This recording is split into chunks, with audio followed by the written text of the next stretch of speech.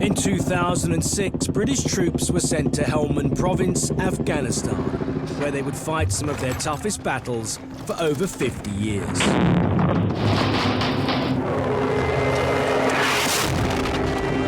Jesus Christ!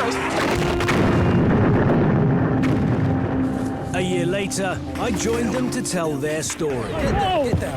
Get down, get down, get down. The men and women who risked all on Britain's front line. Enemy! That was a hit with the RPG, it just hit the compound right there. Man down! Man down! Since then, hundreds of British lives have been lost fighting the Taliban, extreme fundamentalists who aided Al-Qaeda and are responsible for supplying the world with a large amount of its opium. Now I'm back with British forces on the 10th anniversary of NATO's deployment.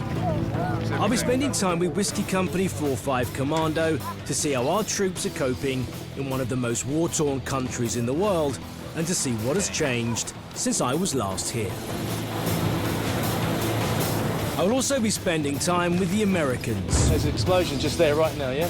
Yeah, that was probably an ID. Now the most dominant force in Helmand since their surge in 2010. He's hitting the compound.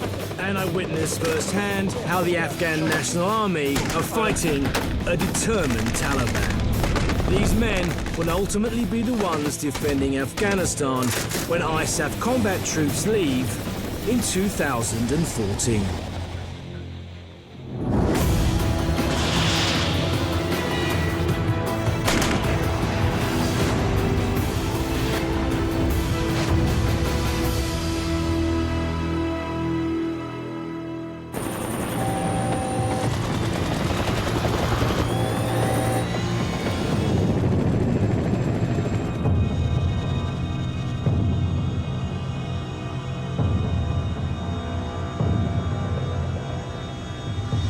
Since the tragic events of 9/11 thrust the West into the war on terror and caused American and British troops to arrive here in Afghanistan.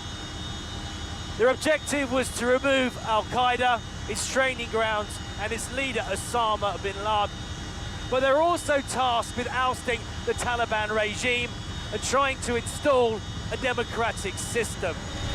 Now I've come back to find out what actually has been achieved in the last decade, if the sacrifices made have been worth it, and if it's realistic to believe that the Afghan people can protect and maintain a democracy when NATO troops cease combat operations at the end of 2014.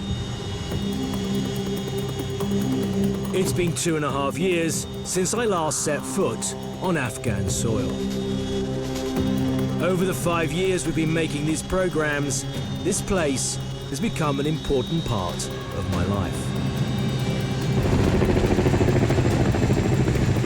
Leaving the Chinook, my emotions run between apprehension and excitement as the extreme heat hits me.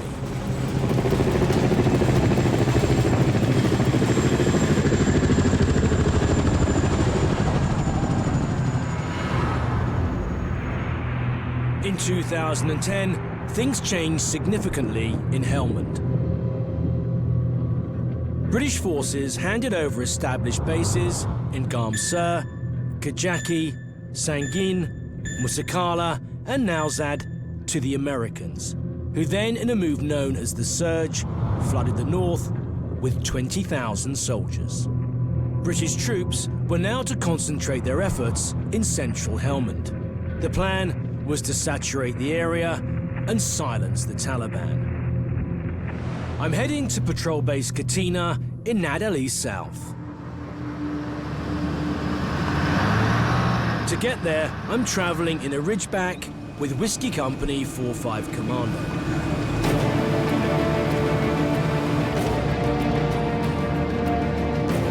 They are part of the 8,000 British contingent who have gone from patrolling an area half the size of England to one the size of Kent.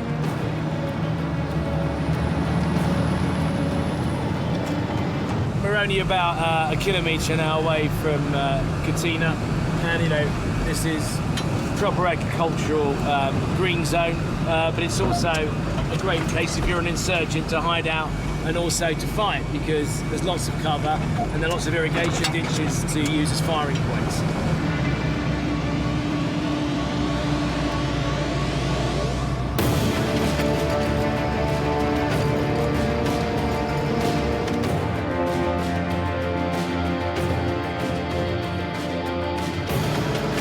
Katina is home to Whiskey Company, whose area of operation is a vital 32 square kilometres set within farming communities.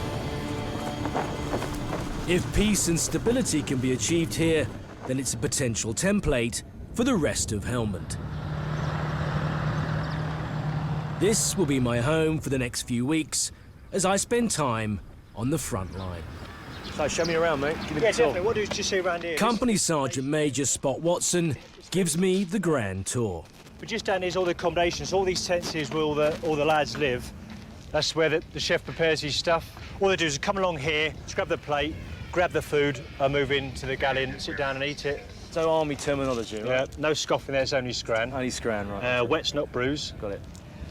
So, Ross, this is the rec area here. There's a gym area there. Keep themselves ticking over, keep them fit, and unwind from patrols and sort of totally switch off from that side of it.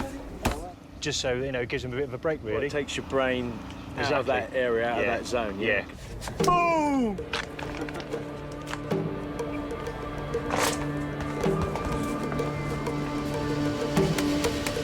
4 months ago, these lads were training in Scotland under very different conditions. I spent time with them as they prepared for their deployment to Afghanistan. No small feat when you're as old as I am.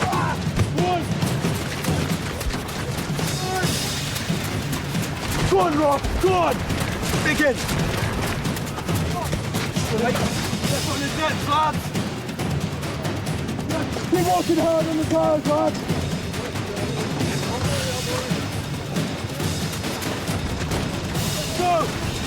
3, 2, 1, stop!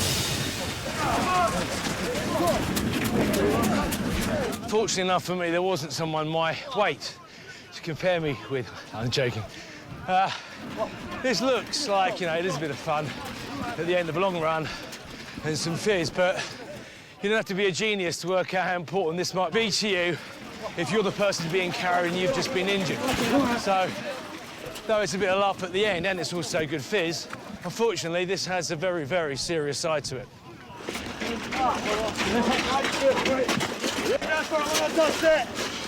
Well worked everywhere, lads!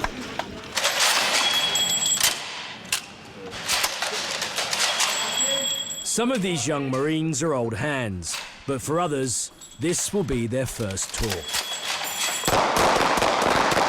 Some of you guys have been out before, yeah? Yeah. How many, you two? Yeah. The rest of you? First time. Does anything prepare you for someone shooting at you? Not really. Your training does your drills, but there's always that pause when you first get shot at. You're like, am I getting shot at? What's this about? Yeah, I'm getting shot at. Quick, get down, you know? Yeah. Then what do you think about that, guys? Are you thinking about that moment? Absolutely. I think you'd be mad not to process some of those thoughts, you know? If you also discuss the way that the percentages work, and unfortunately I've witnessed it, some people might not come back from this tour. This is a hard question to ask, but if something happened to the man next to me, how would you feel about that? Well, I can relate it. Like, my mother died, and I watched her dying, you know? I watched an evolution of it. So I think I have a grasp on life and death and the coming and going. It's just the way things are, and sometimes you just have to take that hit. I mean, is it as simple as saying, you know, that's my job, that's what I'm trained to do, that's what I'm going to do? Is it that simple, or is there something else inside you that makes you want to be here and want to go out to that place? We are brothers in arms. We're out fighting, doing what we got to do, 24/7 with each other, eating, sleeping, you know, doing the job and loving it. It's called the Fighting 45th, you know. Doesn't get a reputational name like that for no reason. Do you see yourself then as following the orders that you're given rather than being there for any kind of political motive, personally? A bit of both, to be honest. Like, to be a part of the West, you know, you get a mortgage, you get a bank loan, you're a part of the system, and people have given me grief for joining up and, you know, wanting to go to war and this kind of thing. But again, I just keep telling them that they're a part of what I'm defending. If we didn't do it, they wouldn't have these freedoms. And it's that simple, and they can like it or lump it, I don't care, you know. We just do what we have to do, you know.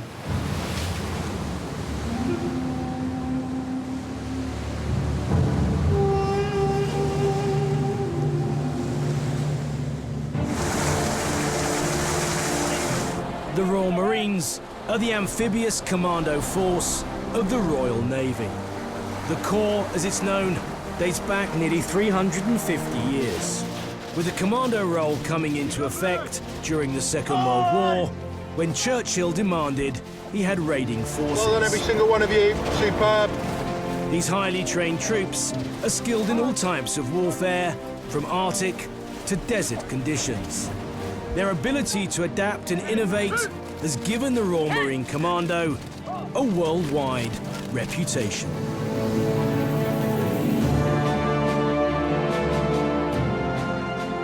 Would you bow your heads for the 4-5 Commando blessing? And the blessing of God Almighty, the Father, the Son, and the Holy Spirit be upon you, 4-5 Commando, and all your loved ones, this day and forevermore. Amen.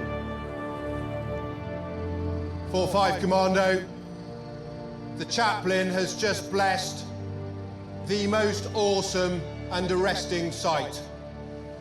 It is a sight that I adore, a band of brothers, the most special club. We will give those who seek to oppose us an honourable way to become part of the legitimacy of Afghanistan. But if they refuse that and become irreconcilable, we will fight them hard and ruthlessly, as 4-5 Commando always does.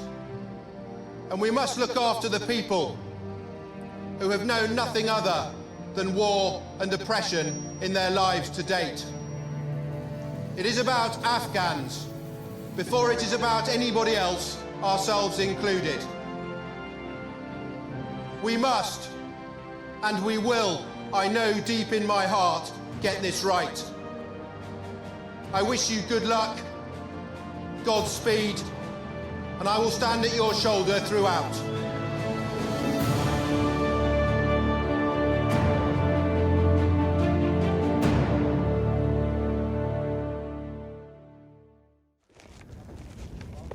I'm back in Afghanistan with 4-5 Commando. Since I was last here, there's been a significant change in tactics, due in part to state-of-the-art surveillance systems.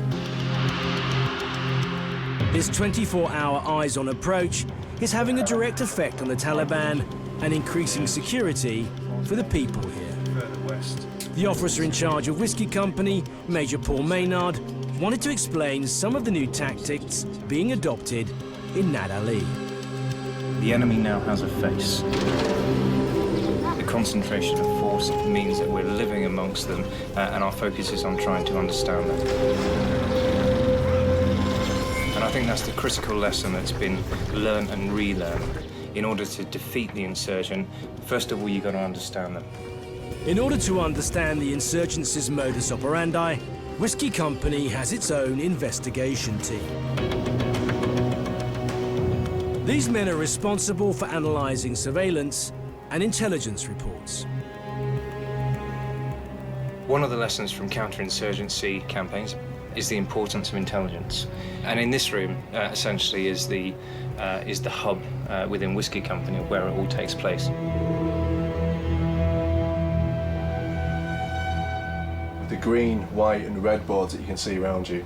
You've got the green, which relates to the AUP. White, which would be the local elders. Any kind of local mullahs, anyone that's an influential player in the area that we want to know about. And then the red, which is traditionally the insurgents. So anyone involved in the insurgent activity or that we deem to be Taliban would be up on the red board. The military would call it the intelligence cycle or the targeting cycle, and it allows us to just chip away at the insurgents. Unlike 3 years ago, when ISAF were perhaps leaving a patrol base, they go into an area and poke the fire or kick the hornet's nest over. There's a contact, they win the firefight, and then they go home until the next day. Yeah, but what you're targeting is not necessarily the people on the ground that are pulling the triggers. What you're targeting are the facilitators, correct? Absolutely, because we don't want to target the playground weaklings, if you like, because all we're going to do is piss off their family, their brothers, their cousins, their nephews, and create even more insurgents. To find out how successful these new tactics are, I'm going on a patrol which has been tasked with gathering evidence on a Taliban suspect. 2 days ago, as everyone's aware, we found a number of IED component parts. This will be my first time outside the wire in over 2.5 years.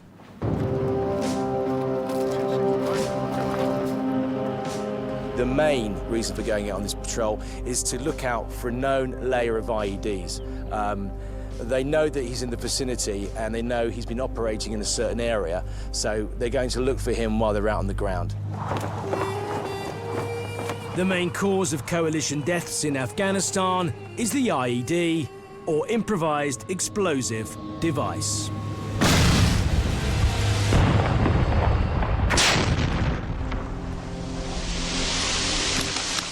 Generally, we hear about the fatalities.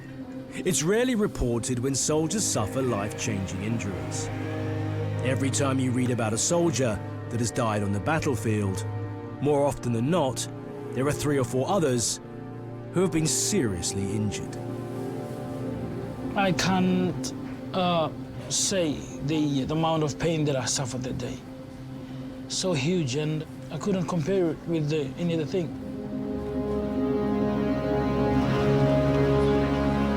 It's hard not to think about an IED strike when you're writing your blood group down. The major fear for the lads is losing their limbs, or even worse, their balls. No one really likes to discuss the biggest killer out there.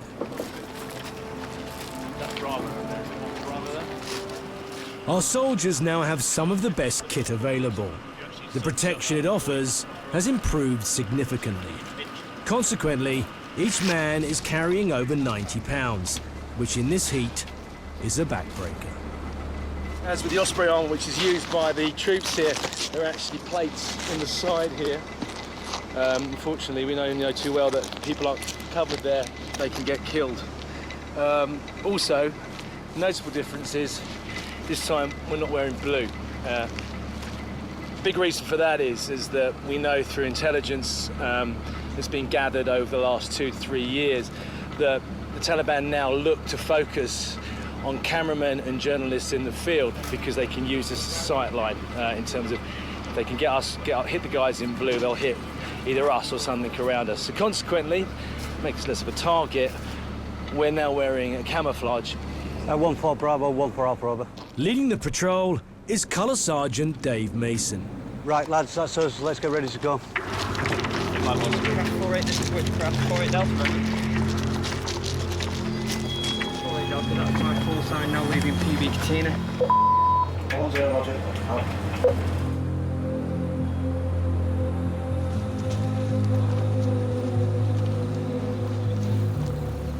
Leaving the safety of the base focuses the mind. For any one of these men, the next step they make could be their last.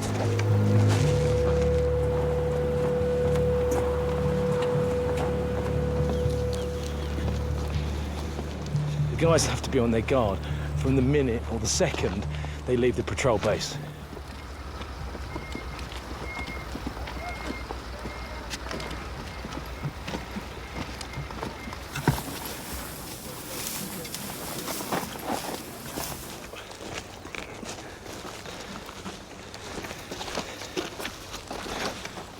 Are you still walking along the edges of fields? Yeah, or through them. Preferably through them because it's harder to lay IEDs. Yeah, the aim is obviously not to set patterns, that's key to this. The man on point is responsible for guiding a safe path using an IED detector.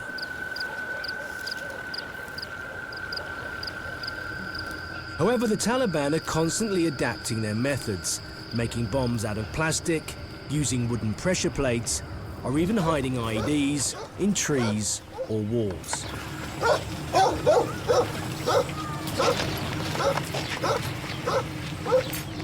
Again, you know, the problem with roads like this, they either call them blacked roads generally in the army. A tarmac road is obviously a lot harder to lay an IED on than a road like this, particularly when there's been rain and when the ground's soft. Very easy to dig this road up and put explosives underneath the surface. Seeing normal life in Afghanistan is reassuring, but I can't help reminding myself how different this is to when I was last here.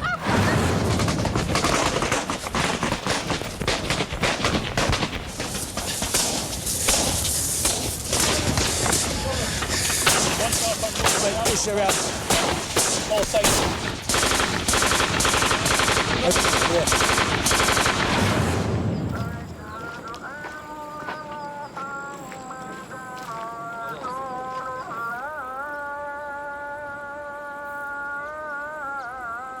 I can tell you, it's now, what, gone 5, been on the ground for just over half an hour, and it is absolutely boiling, really is hot still.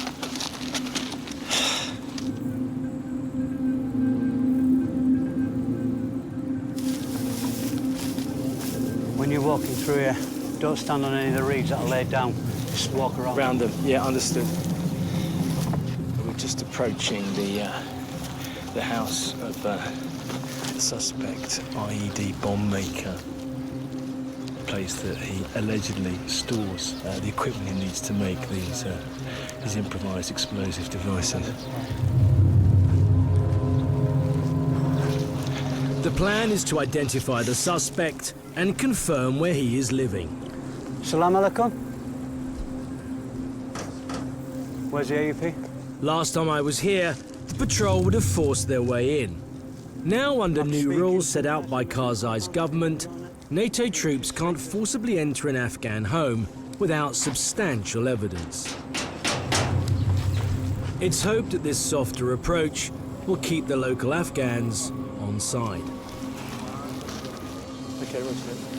Then, unexpectedly, the suspect finds us rather than us finding him.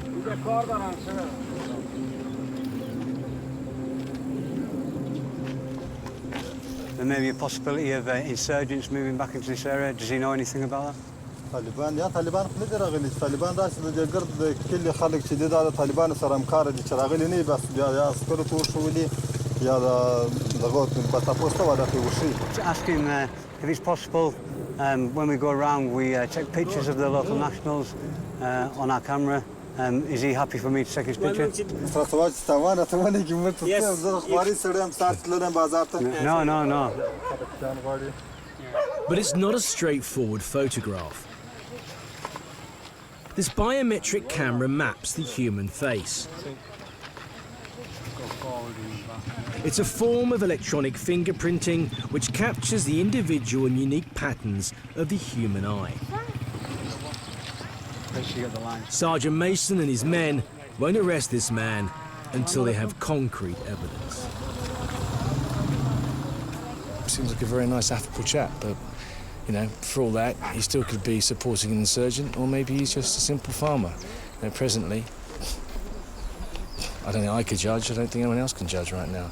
I think the guys will have to go back, look at the information that they've gathered today and pass it on to intelligence.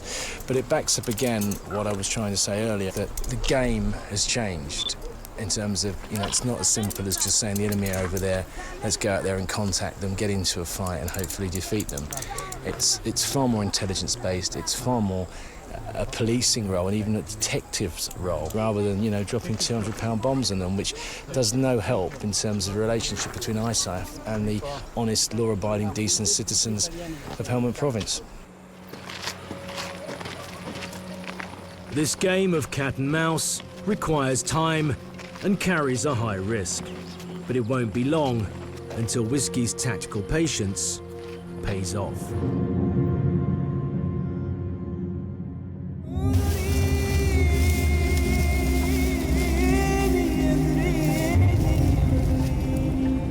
I've been back in Afghanistan for little over a week.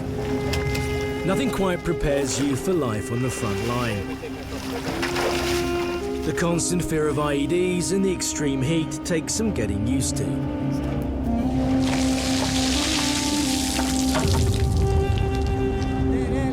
But slowly, I'm acclimatizing to life with 4-5 Commando.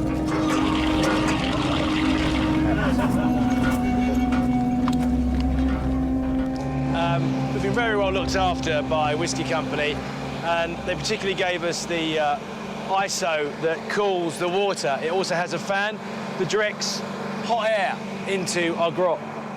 And this is where we all are. Over here, Jonathan, our cameraman, works on this with the director Southern. Obviously, it's very windy here, so a lot of dust comes through here. We obviously use cameras like this, which we can attach to people. We also have 2 of these cameras, and the very big one that's filming on me right now. The one thing that cameras really never actually show is just how hot it is. Temperature in here at 1 p.m. yesterday was around about 110, 111 Fahrenheit, which is around about 43, 44 Celsius. It's quite hot, and that's in the shade. Here's a new piece of kit, I think. It's invaluable out on the ground.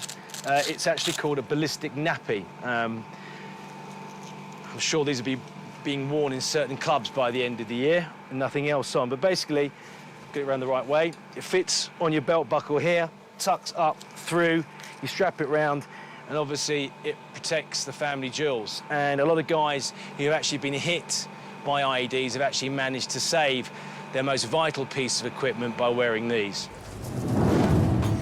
Whiskey Company is made up of 140 men and 1,000 tattoos. Amongst all these fighting men is one very brave woman. A sergeant in the Royal Logistics Corps, 34-year-old Bonnie Dacre is a member of the operational search team. On the ground? I'll go out with a search team and we segregate the females from the males, because obviously the males don't like you basically seeing their females or any of our soldiers engaging with them apart from females. Absolutely. I mean, culturally, it's a definite no-no, yeah, it's isn't a definite no-no, yeah, completely. How do you find the women when you're out on the ground, the local women? How do they react to you? Because, you know, to all intents and purposes, you're dressed very much like, well, you are dressed exactly, you carry a weapon, you're dressed exactly like the Marines, aren't you? Yeah, exactly like. I don't think they realise at first that you're a female until you say, you know, Salam alaikum, and it's, whoa, what's that? You know, they get the vocal cords, they yeah, work and then they pick up, and very often if you're walking along and there is females about, they'll always cover their face. But you can always see them have a little peep to say, was that a female I've just seen there, or heard? And how do they react to being searched? They giggle. It's totally alien to them. They just look at you and say, what are you doing to me? Well, but they're quite good. I think they've seen it a few times with the males. Do your family know exactly what you're doing out here? Yeah. Came a bit as a shock to them, but yeah, they do. My grandma thought I was going to be in an office for the whole tour. Yeah. She was a bit shocked at that. She was a bit like, OK, I thought you was going to be in an office. I was like, no, sorry. Were they proud of you, yeah? Oh, yeah, I should hope so.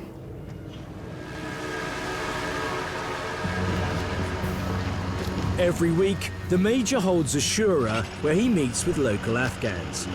However, news has just come in that an informer wants to speak to him. It's thought that he has high-level intelligence on the Taliban. So it's decided to keep the meeting in place in hope that the informer makes contact.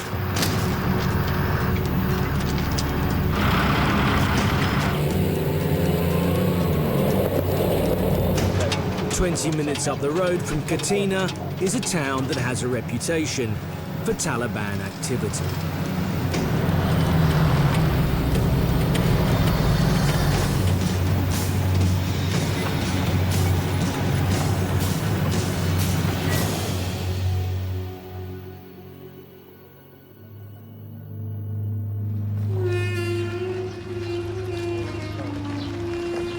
As we arrive in Zargan Calais, Major Maynard makes an impromptu decision to patrol the market to show the locals that the Marines are here and ready to protect them.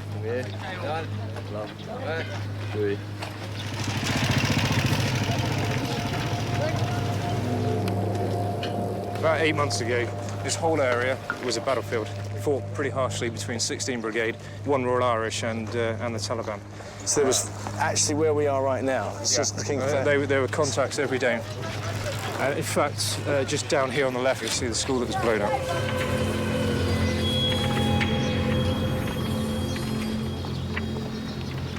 In fact, this school has been bombed twice.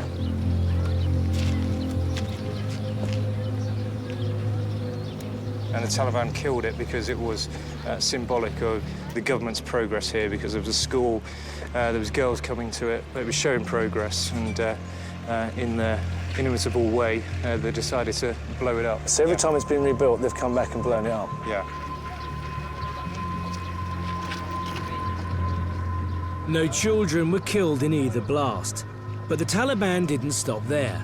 They intimidated the teachers with threats that acid would be thrown in their faces. They then went one step further. And why do you think they killed the teacher? So how do you feel about the people that destroyed the school? Well, I hope your school is rebuilt very soon.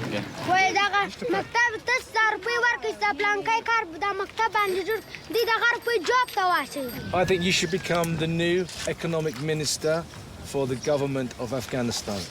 If you were there, would you keep the money or would you build schools? This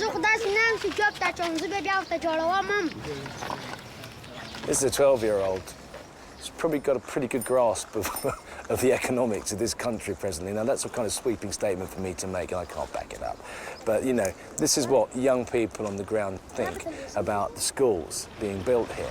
The problem is, if all the sacrifices that have been made here are to mean something, then the Afghans have got to build these schools for the future of their country, and they've got to stop putting the money in their back pockets, because that's the general consensus of the people here right now.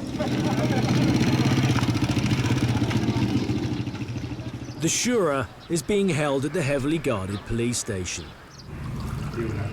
These gatherings are important for the locals and the district councillors to discuss problems and issues that affect them. For the Major, it's an opportunity to make progress and gather intelligence. But the threat of the Taliban is never far away. It's not uncommon for insurgents to infiltrate these meetings to try and find out who's collaborating with ISAF, so there's always a fair amount of apprehension.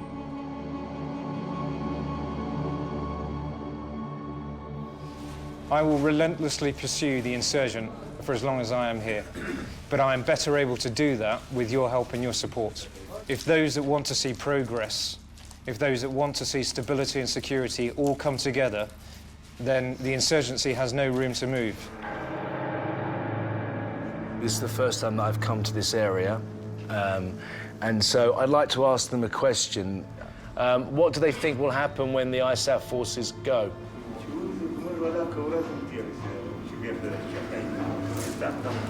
The insurgents will attack again. Yeah. The insurgents will attack again, eh? Attack again, and they will take over.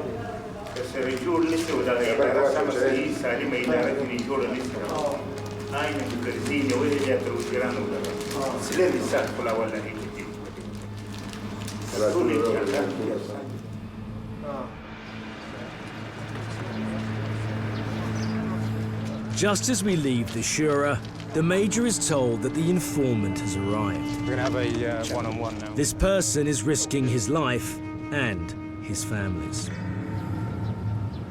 The Taliban would not hesitate to torture and kill anyone helping ISAF. The informer seems to have credible information on a high-level Taliban commander spying on the base at Katina. How many insurgents? Two bodyguards. He was outside Katina? Yes, he was just checking ISAF locations. ISAF locations, Then there was more troubling news. So he's training men specifically in this area for suicide? Yeah, some like young boys. Do you think they're going to target Zag and Calais? Yes, they are coming to the Calais area. The informant has provided valuable intelligence. Not only is the base at Katina being watched, but suicide bombers are being trained in the area. The information gathered is of such significance that Whiskey Company are about to mount a daring operation.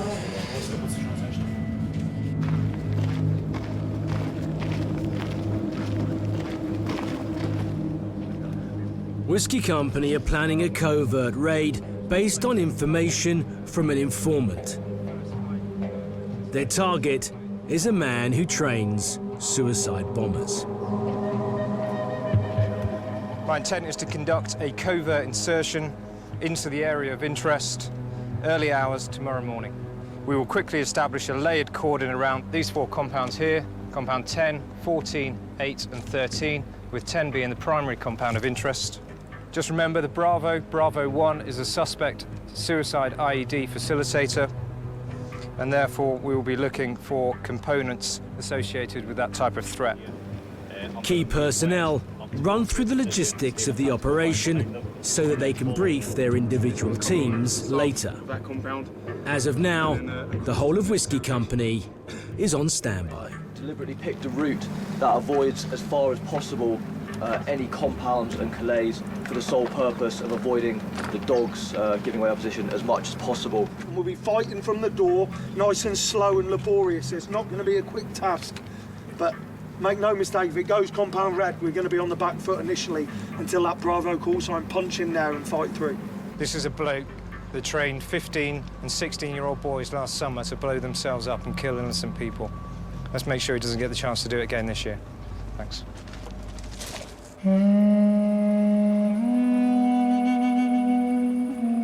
The operation will be carried out tonight under the cover of darkness.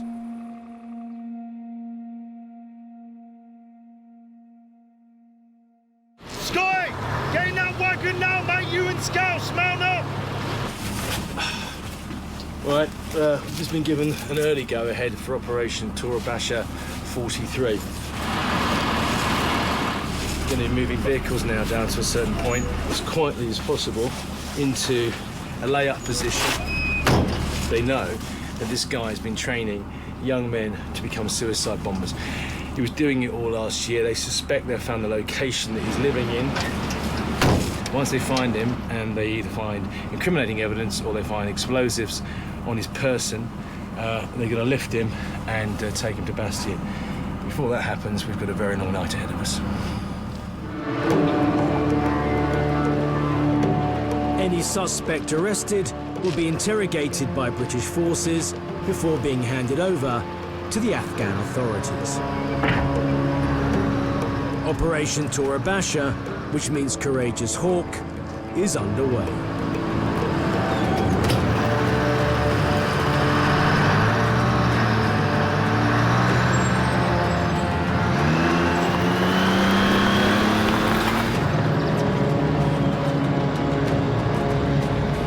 So many vehicles moving at night because we're moving the whole of Whiskey Company.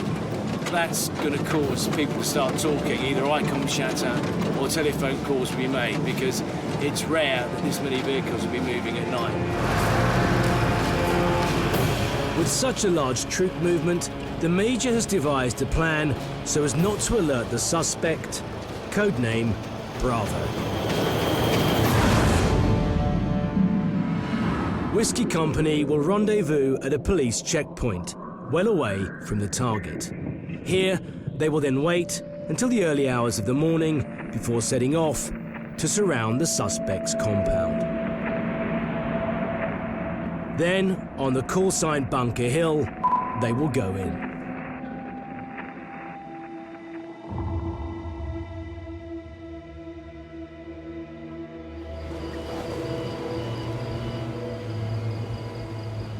It's 03:30, and everyone has made it to the rendezvous point without a hitch.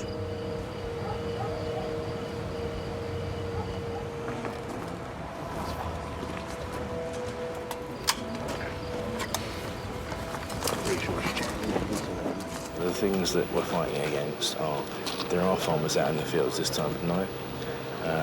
There are members of the Afghan National Police that might be less than sympathetic to our objective. And also, nearly every compound in Afghanistan has a dog. And they'll smell us and they'll hear us coming and start barking, and that could alert the Bravo to our approach. Whiskey Company now separate into 3 units, each one taking different routes to the suspect's compound. It's over a mile through rough terrain. The possibility of an IED strike at night is omnipresent. The Marines have night vision, and so does the camera. However, I'm not so fortunate.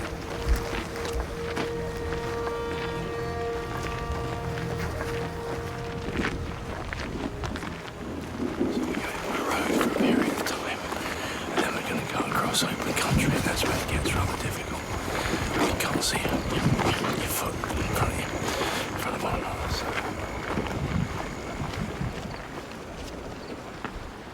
Once again, the man on point sweeps a path, laying down glowing markers as he goes.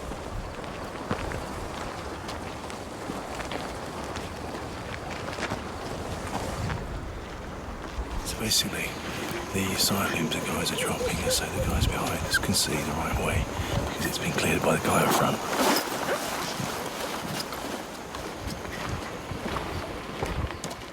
I'm trying to walk in the footsteps of the man in front of me, as I'm terrified of straying outside the safety zone.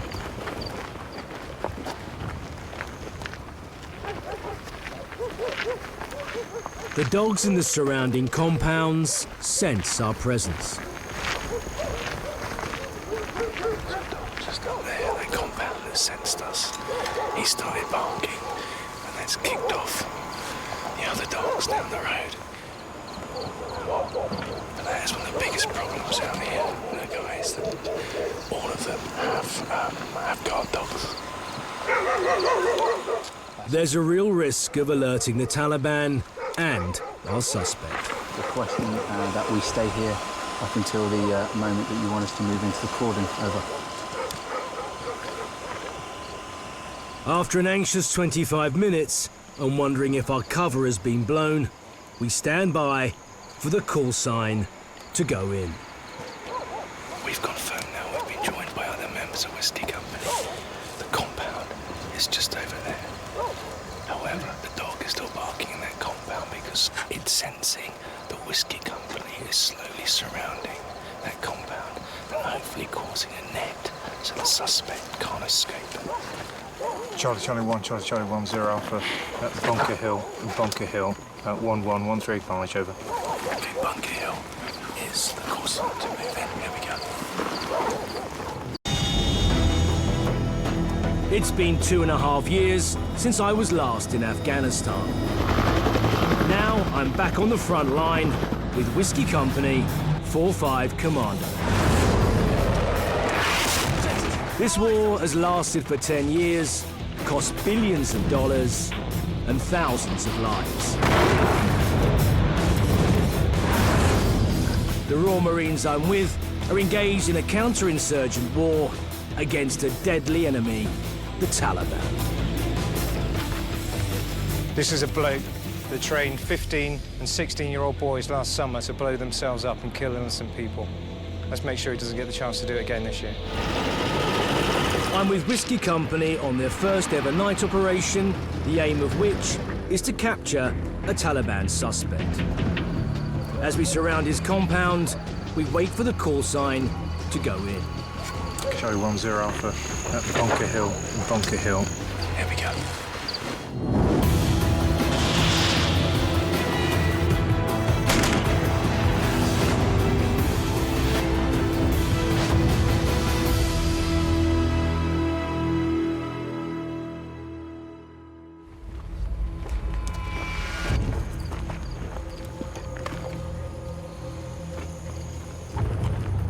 I'm with Whiskey Company 45 Commando on a covert operation to catch a high-level target suspected of training young suicide bombers.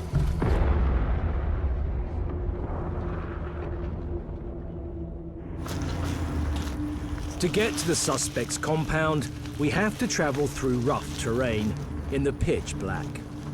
There is the ever-present danger of stepping on an IED.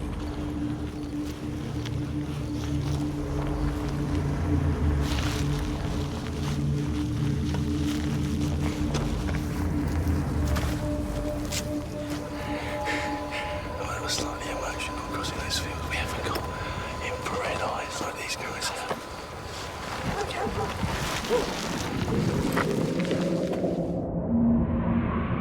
Whiskey Company's plan is to split into 3 patrols. The first team will set up an inner cordon to prevent anyone escaping. Team 2 will patrol an outer cordon to stop anyone attacking the inner cordon. And the team I'm with will gain entry and secure the compound.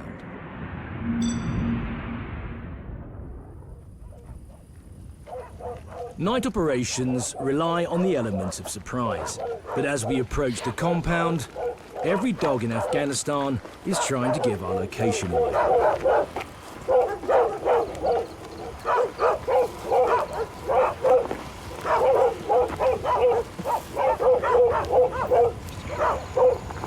We have our own search dog, Casper, who fortunately for us has been trained to keep quiet.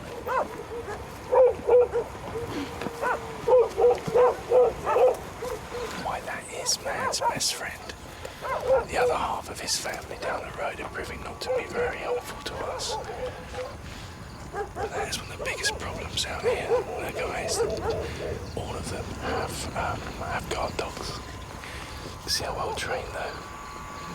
He is. He's not doing anything. He knows he's about to do his job.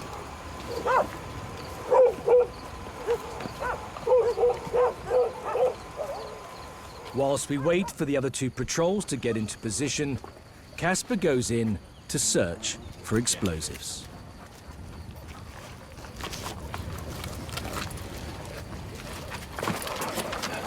Send the dog in first, just to the this open area just now, in the first 2 little compounds.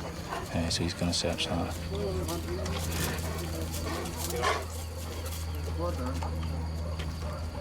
According to other intelligence, at the moment there's been no movement inside the compound. That's either very good because the suspect's asleep, or it could be very bad because there's no one in the compound. With us, we have members of the Afghan security forces. They'll be the first to go through the door. This change in policy, Afghan dealing with Afghan, is paying dividends with the locals. The Afghan security forces make their move, and we hold our breath.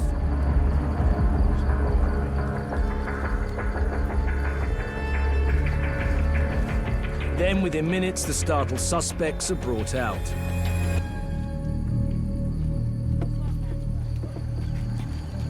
So how many is there? 1, 2, 3, 4, 5, 6. 6 males. And how many females? 5. 5 females. 5 females. Okay, so 11 in total. It's not lost on me that we must appear to them like aliens from another planet. Do they actually hold any legally or illegally held weapons? Or ammunition? No, I haven't. Okay, we've got a second search pair on another individual. Yeah. The guys from Whiskey wouldn't be here unless the intelligence was really, really good. They know that the guy that trains suicide bombers frequents this compound and lives here and sleeps here on a regular basis.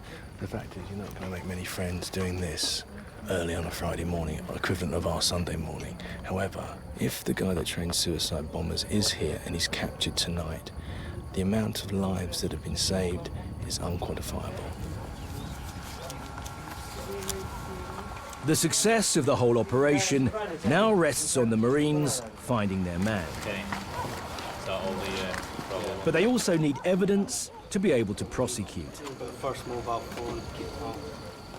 The mobile phone is one of the biggest sources of information and can lead to a whole network of insurgents. He said he had one memory card, right, which was the one in the matchbox, which I found. Then he said, asked him if he had any more on the phone, and he said no. Then I found this one. Right. Mobiles can also have a deadly use, detonating IEDs. All in one link. Information now, name of Bravo 1, that is the man that has trained at least 12 to 15 suicide bombers, are now being searched.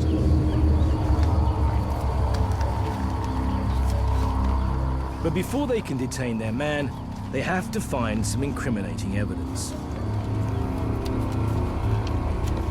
If this test for explosives comes up positive, then this man is in a lot of trouble.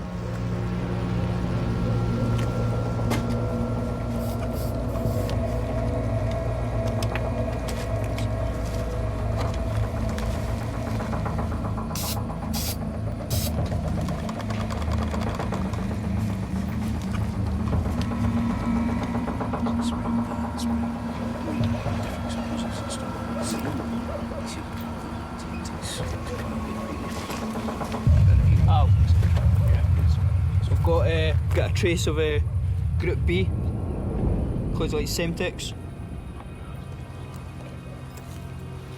So the Bravo 1, the main suspect, right hand on his wrist, has proved positive for explosives.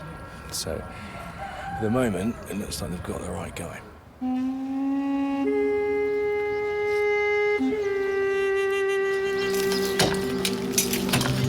Insurgents will go to any length to hide their explosives, even concealing them within walls.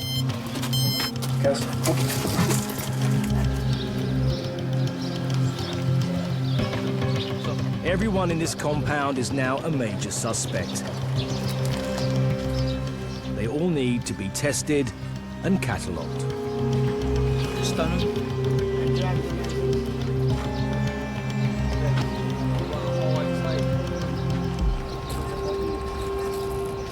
Right, let's go through first. You got a double tone or something? No. So, the main suspect's been taken through now for questioning. We're here to help the people of Afghanistan, and he is not someone helping the people of Afghanistan. We know exactly who he is, and we're out to get him. Every day we will come looking for him and his son and his friends.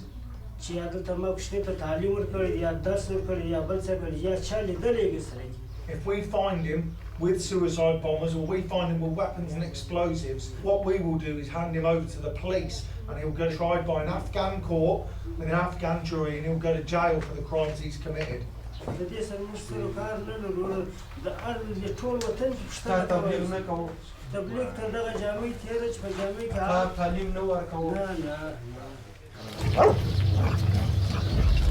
After screening everyone for explosives, the Marines have come up with a second man who is a possible insurgent. Just saying that with the evidence that we've got, we're going to be arresting him, we're going to be taking him back to Bastion. So, the main suspect, Bravo 1, proved positive for explosives. Can't be anything else other than explosives. Now, a second suspect has proved positive for explosives. So that's two people now that will be arrested and taken to Camp Bastion for interrogation. Tell him to open his mouth wide. To complete the evidence gathering, a DNA test is carried out on each suspect. This whole process has been gleaned from 30 years of counter-terrorism during the Troubles in Northern Ireland.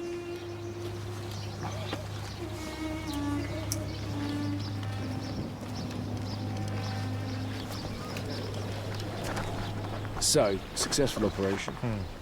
There's more intel behind this than just turning up for no reason. There was hard intelligence to suggest that this man has, trained young men to blow themselves up and kill other people. And the successful operation today by the lads has taken this guy out of the picture for a period of time. and that will have two effects. A, he won't be able to attack us or attack anybody else whilst he's dealing with these issues. And secondly, it sends a message out to the wider community that ISAF will appear out of the night. They will appear on the doorstep of suspected or known insurgents and are not afraid to do so. And I fully expect other local nationals to come forward now with more information, because they will be slightly less scared or slightly more reassured that ISAF will take action. Because he's been taken out of the picture.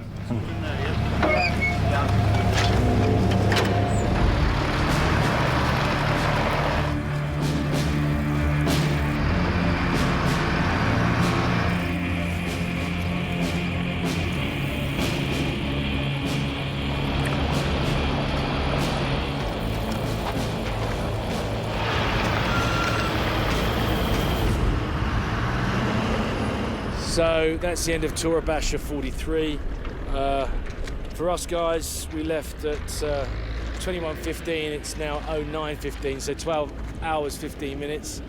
From the OC's point of view and from Whiskey's point of view, a very successful operation. And I'd say pretty proud of the guys at Whiskey Company, who at all times performed professionally and also with the utmost courtesy towards the people they were dealing with, even the people they were arresting.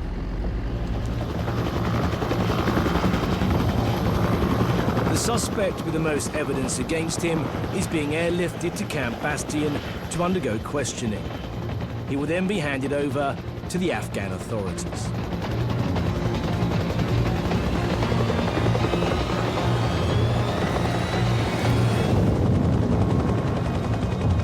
Even though the main suspect proved positive for explosives, he's released as there's not enough evidence to convict him. In a country strewn with IEDs, we were lucky yesterday to patrol without incident.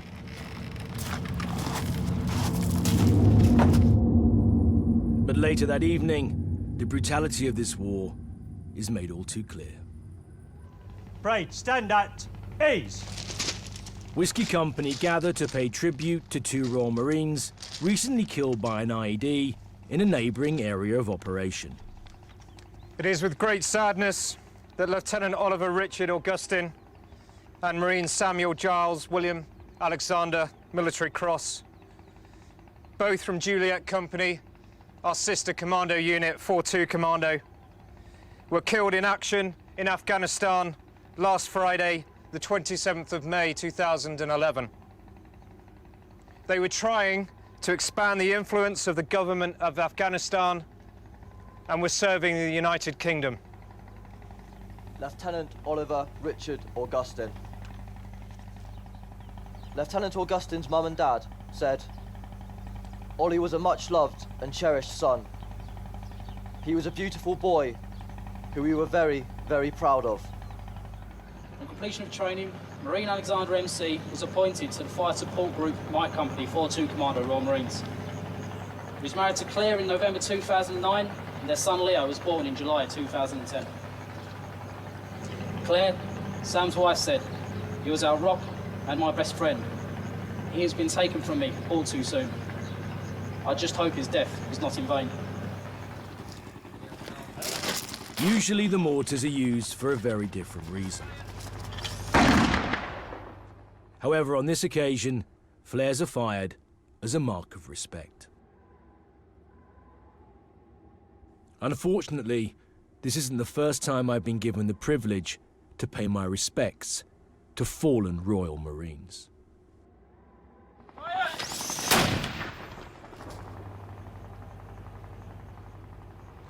Go on your way, Royals. You have completed your last endurance race well. So go forth into the next life with our loving God at your side to run a new race in his kingdom. Pride, turn up. Pride, to your duties. Dismissed.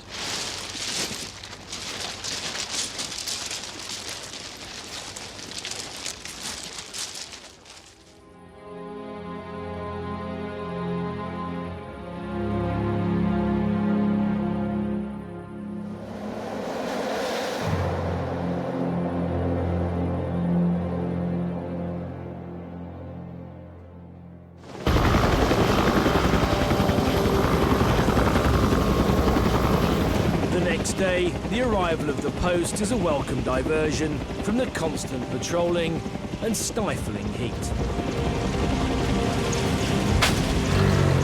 It's the first time in 3 weeks that the company have received news from their loved ones. Marine Morrison? Okay, go for it. Yeah!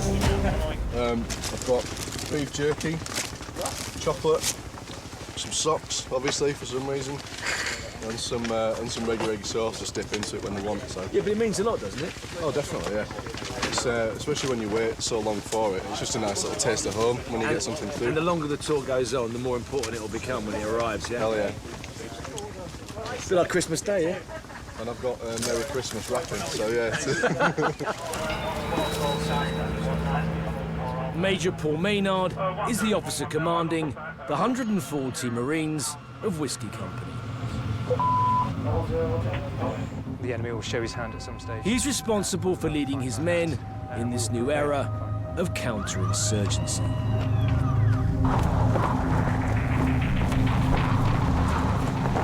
Give me some idea of where you think the insurgents might be. My assessment is that this area, particularly up to the north, is used as a facilitation area. Which is not far from where we are right now. We're sat right in the middle of it. We're right in the middle of the hornet's nest. This is where they come to bed down. This is where they come to rest. This is where they come to collect weapons, IEDs. So how do you go about, without giving too much away, how do you go about targeting the people that are supplying the weapons or supplying the IEDs? This is not a good versus evil battle. This is not a Darth Vader versus Luke Skywalker situation. The insurgency covers a myriad of different evils. Very few, I believe, now are religious zealots, ideological fundamentalists. I think what we have are many, many, many shades of grey.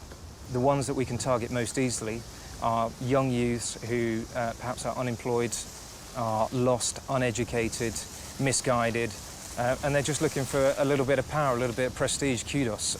And they can find that by joining this gang, as they see it. And they get given a weapon or they get given an ID and they get told to go and, you know, fire at somebody or place it. But this is somebody's son, this is somebody's brother, this is somebody's cousin. And out here, family is everything.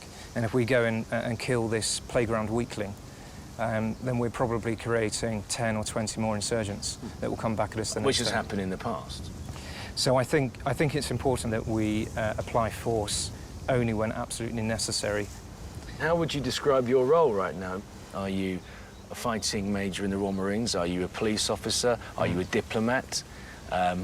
Counsellor? That's the fascinating thing about this type of warfare. I think we're all of those things.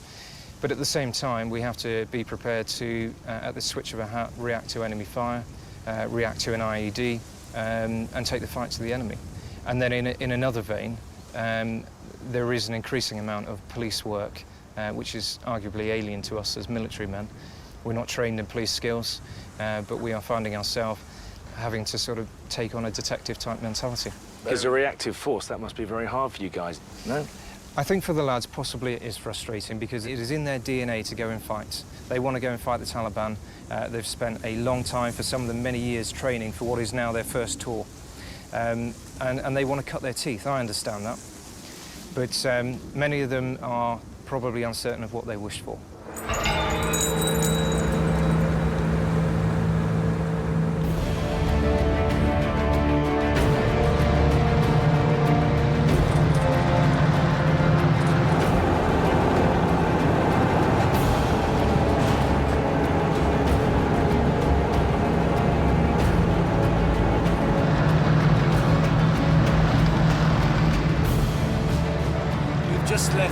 We're on our way to Millet, and it's one of the other patrol bases in Whiskey's area of operation. There are 2 other patrol bases, and they're at strategic points in order to stop the movement of insurgents.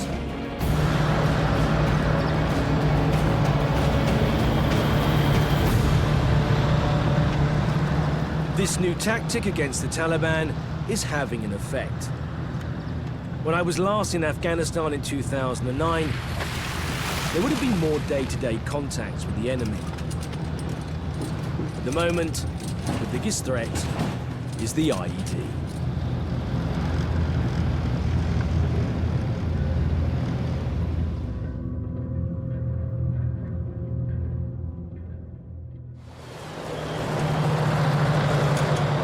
I've hitched a lift with a resupply which comes to this base once a week.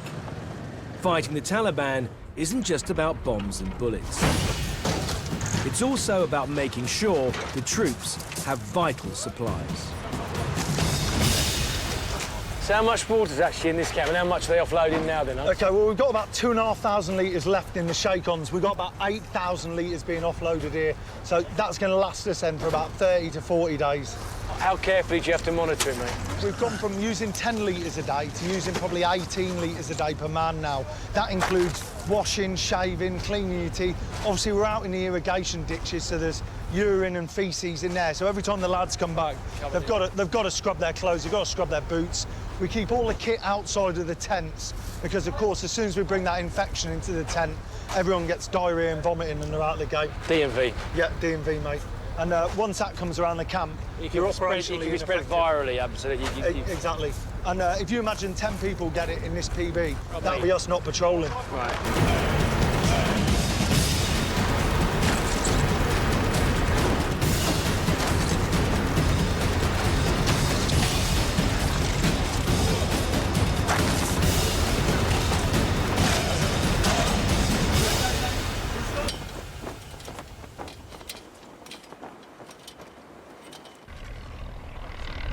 It's hoped that Malik will be handed over to the Afghan security forces in the next couple of months.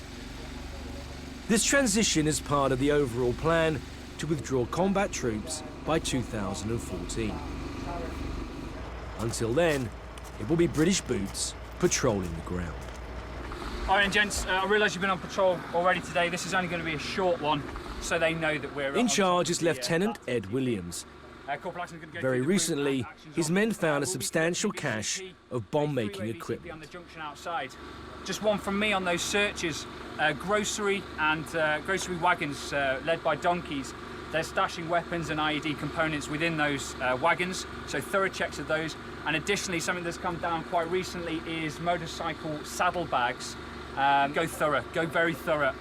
Once we've done there, we'll be moving back. Before we head out, I take the opportunity to talk to Ed, who knew Lieutenant Oliver Augustin, one of the Royal Marines, recently killed in action. Only 3 days ago, someone that you know, someone that you trained with, Ollie Augustin, lost his life to an IED. And you trained with Ollie and you knew him very well, yeah? It's an incredible blow, and everything that I've read that's been written about him is so unbelievably accurate.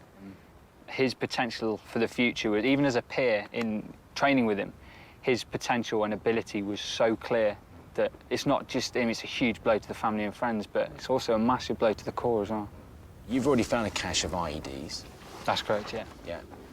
The same sort of thing that possibly killed Ollie. Yeah? Indeed, yeah. It must be a bitter pill to swallow when you know that some of the people that are waving to you possibly knew that there was an IED laid up the road that unfortunately killed someone that was close to you. Isn't that annoying? Isn't that frustrating? And doesn't that make you angry? I think angry's the wrong word, because you know it's happening. There's not a great deal I can do about it to force information from somebody. But at the same time, why should they? They've been in this country that's been in conflict for a number of decades. We're just another foreign force in this area that at some point in the future will remove ourselves.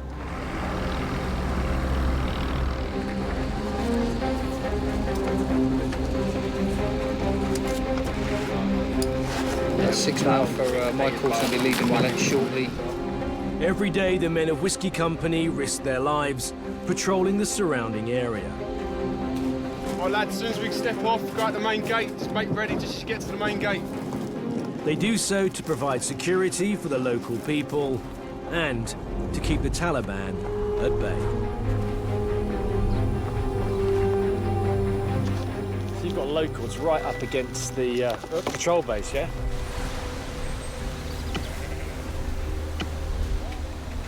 The most important part of counterinsurgency is to win local support. Hey, salam alaikum. Sange. But nurturing this open relationship requires a huge amount of effort and trust.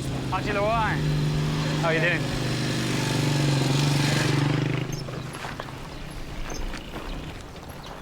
I tell you, in the past, this would never have been allowed to happen because young boys the same age as these ones, pushing wheelbarrows, have detonated them and killed troops. It goes to show how the atmospherics here are very, very different at the moment, and there seems to be a very good relationship between the Marines here and the local populace. Let's hope it remains so. But with this new openness comes an increased risk. In Afghanistan, it's not always that easy to know who is and who isn't your enemy. Yeah, we've got a motorbike front. We've got a motorcycle search up front. In the last few years, there's been a frightening rise in the amount of troops killed by IEDs. In 2006, 41 soldiers lost their lives to them. 4 years later, that figure jumped to 366. The Afghan people are suffering too. Over 1,000 have been killed as a result of IEDs and suicide bombings. The patrol decides to check the location where they recently found a large cache of IED components. Where those two guys are see now. just over there now, there are two guys. They're the two guys that actually found the original cache. You've got one of the two, and you've got the second Valen man who's gone over with him just for another search.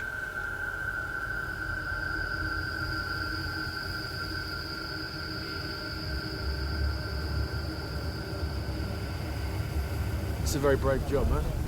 It's a ridiculously brave job.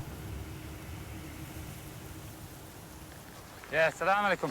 Sange. I remember this man. This is the man of the son of the man that owns this field. Yeah.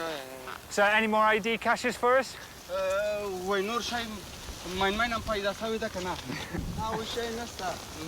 You sure? You didn't see it put in last time? You sure?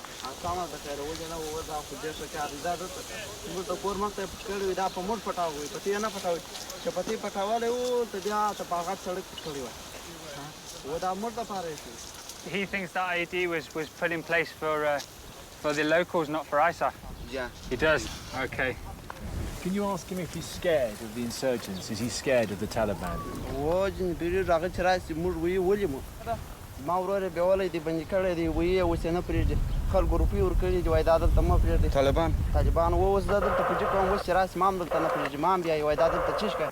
Crossing the DFC. Someone's been back looking for it. You sure? Yeah, mate, just like definite all the way down to the ground. no, about 3/4 of the way down. So someone's been digging, looking for it. Got the predators, it's not there. And it's been up. So basically there was a cache of IED components to make more than one IED. It was discovered by the guys here. They've come back to where they found it 5 days or so later, and it's clear that someone's tried to find the components.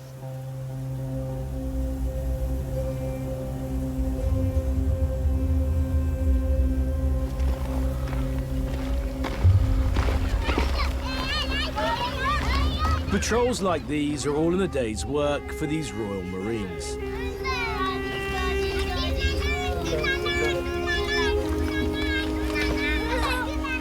I'm interested to know if they think the sacrifices they are making will have a positive effect on the future of Afghanistan.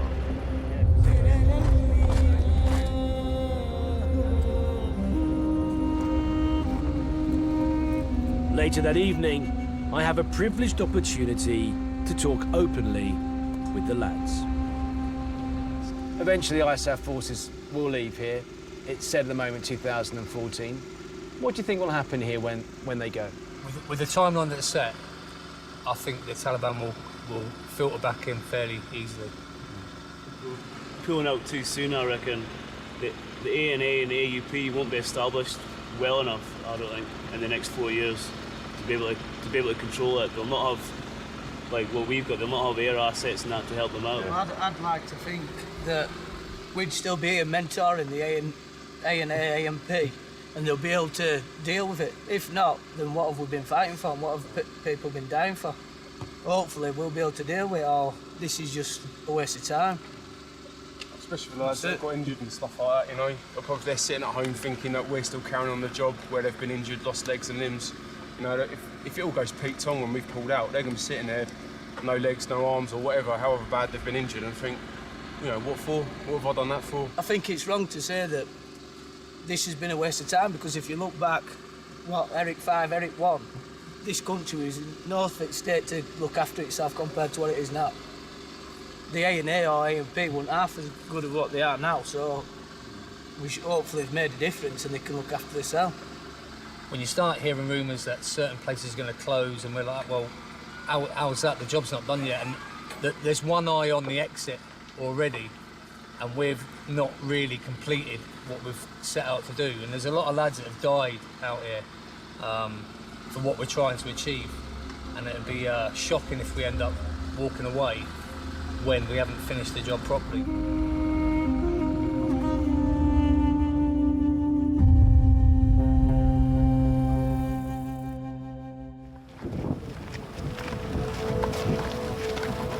It's been a surprisingly quiet time on the front line with Whiskey Company. I came here expecting to film firefight after firefight. What I've witnessed instead is a concerted and successful effort to take out mid-ranking Taliban commanders with minimal disruption to the local population. They've also had significant finds of hidden IED components, which have saved innumerable lives.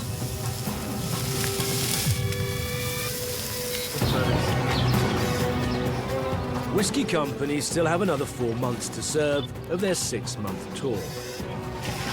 But for the moment, my time with them is coming to an end. After months of negotiation, we've managed to gain access to a different side in this war. Roger, that's my call sign. Just got to now, we're just unloading. Over. Well, that concludes our last patrol with Whiskey Company.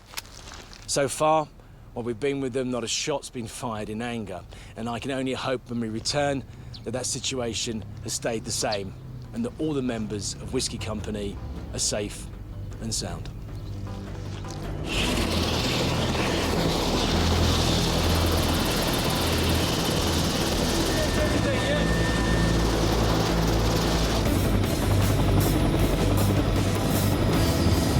Whiskey Company are just a handful of the 25,000 troops which occupy Helmand province. After Obama's surge, by far the majority are American.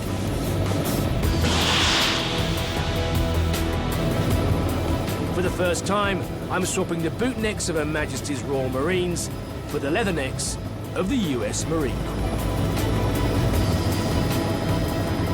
I'm traveling to an area of Afghanistan which I know well. In recent years, it's seen some of its heaviest fighting.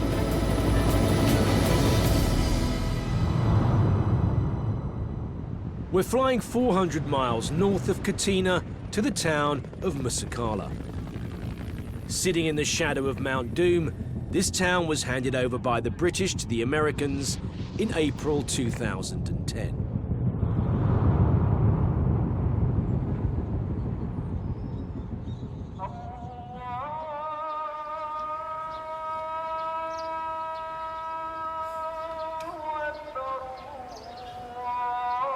Musa Kala literally means the fortress. This is the American headquarters for operations in the region.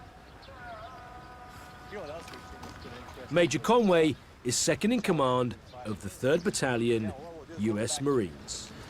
So this is what was known as the White House, correct? Is that right? Yeah, this is the White House. From what I understand, this was used as one of your command posts. It's got probably the best observation of any building in all of Musa Kala. Obviously, many people have been here over the years, particularly the US Marine Corps, but there's the Royal Anglian, which is my family regiment's insignia up there, yeah, just up there, so yeah. In all these buildings, you can trace the history of who's been here based on the Taliban artwork and the British artwork, and now some of the Marine artwork. Of course. All right, we're going to go up to the top here. Yeah, remember this.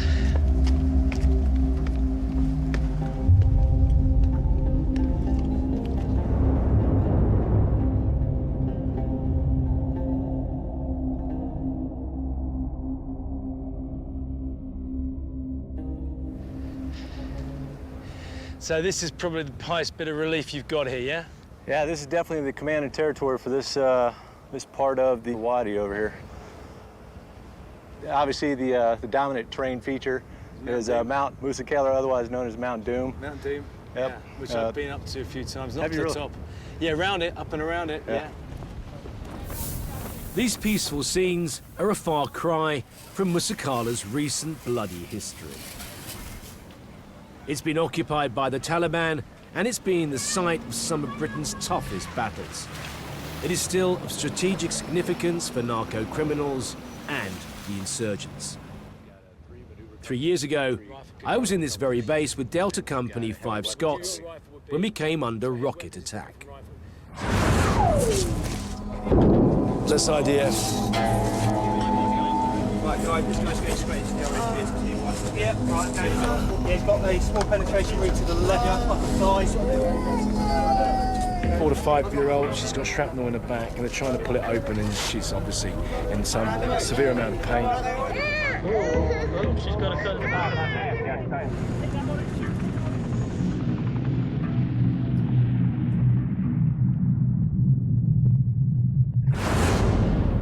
There's still some bad stuff that goes on up there. We hit an IED along the wadi basically about a month ago, a fairly large IED. Besides that, not a whole lot of contact in the immediate area of Musa Kala. We, again, have built on the progress that the Brits started, and we've been able to push the security bubble up another 8 clicks or so, just to the west up there of Mount Doom. The British used to control a relatively small area around Musa Kala. But now it's been extended a further 5 miles by the Americans. I'm heading to the southwestern edge of the security bubble to patrol base Mirage. Patrol base Mirage is it's a new patrol base. The last battalion that was here, 1st and 8th Marines, opened it up. That's a lot further than I would have been able to have gone when I was here 3 years ago. It was a tough fight, even taking that patrol base in the dirt for that. That was where we believe the insurgents had a lot of their families, and so they fought pretty hard to keep that. And to this day, there's still a lot of contact down there. So that's where we're going? That's where you're going. You're gonna be in good hands. The platoon commander down there, great guy. He's probably about 6'5", probably weighs about 230 pounds. Just a beast of a man. I stand behind him then. Yeah, if you can, they're gonna. Hopefully they'll shoot the tall guy. His name is Tora. Tora. And what rank is he? 1st lieutenant. Right. So he's down there running that patrol base alone and unafraid.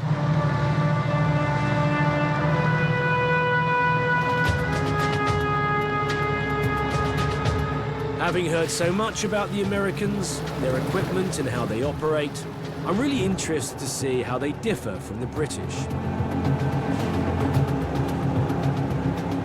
Kilo Company have agreed to be my host for a week. They are southwest of Musa Kala, right on the front line. We've been travelling now with the US Marine Corps for about half an hour. I mean, that would have been inconceivable 3 years ago in terms of travelling this distance without A, getting contacted or even beginning to attempt to make that kind of journey. It's a great testament to the sacrifice maybe and to the endeavour of the guys that have been here in the 3 years that I've been away to have pushed out the security bubble this far.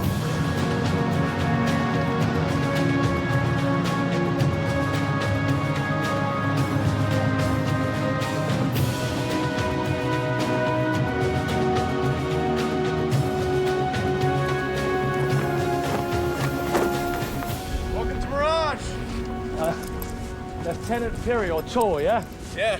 Ross Kemp, really nice to meet you. Nice to meet you. Nice to meet you. Definitely.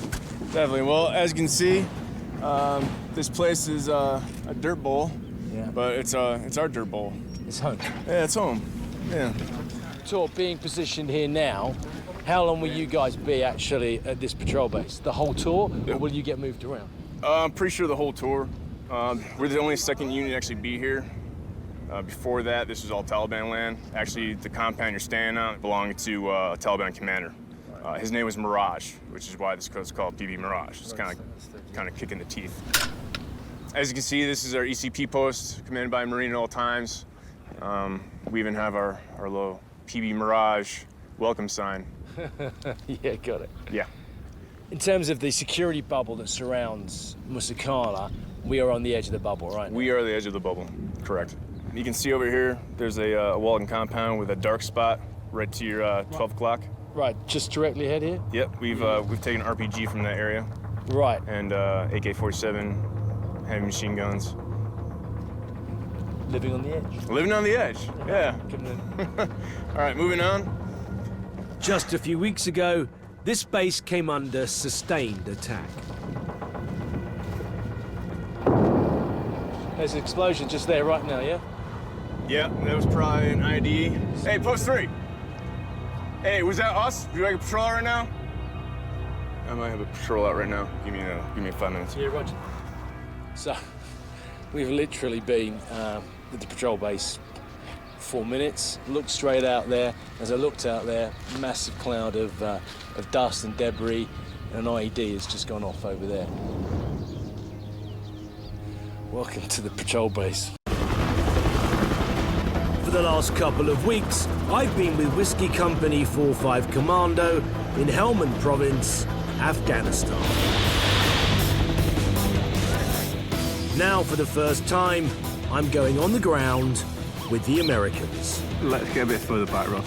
Could be an IED, so I think it would be quite wise now for us to move backwards. They're said to be bigger, bolder, and better equipped than the British.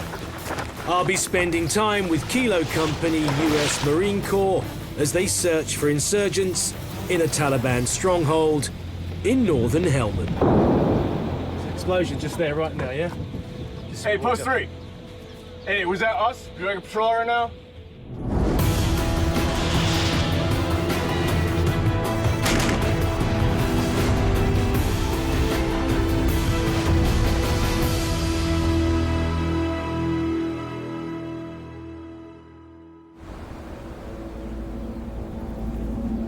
So there's an ID just gone off just there, 12 o'clock straight down. So give me 5 minutes. Yeah, roger, mate. So we've literally been at the patrol base 4 minutes. Looked straight out there. As I looked out there, massive cloud of dust and debris, and an IED has just gone off over there. Obviously, Tor's worry is that one of his patrols are out there right now. Yeah, stand by. This patrol base is on the front line. The Taliban have been known to place explosives right outside these walls. So far on this tour, Kilo Company have lost 3 men to IED strikes. What was the score on that? All right, well, I do have patrol out, but they're a little farther north, so we think it was probably just an IED that went off. It happens sometimes. So you think that somebody was trying to lay it, or a civilian may have detonated it, or it could have just gone off in the heat? Yeah, any of those three. Any of those 3 things, yeah. you don't know. I mean, goat herder goes by, goat steps on it, blows 5 of them up. Right. And then we saw another day where no one went off. Someone was trying to take the ID that was already in place, move somewhere else, blow up in his face. Right. So. The good news is that no one from Kilo has been hurt. Right? Correct. Right. Should we carry on our tour? Yeah, definitely. The patrol base used to be a Taliban headquarters and is named after its insurgent commander's codename, Mirage. This will be home for the 45 men of Kilo Company for the next 7 months. Yeah, no, let's not, you know. You all right? These are my guys, probably trying to get away from the heat. Right, Vargas? Antisocial as ever. Roger that. It's been a long day, sir. Kilo are part of the 3rd Battalion, the US Marine Corps. They jokingly call themselves the Dirty Third. It's all part of the US Marine grunt philosophy of living rough and fighting hard. Thank you very much for allowing us to spend some time with Kilo, yeah? We appreciate it. Thank you. Cheers.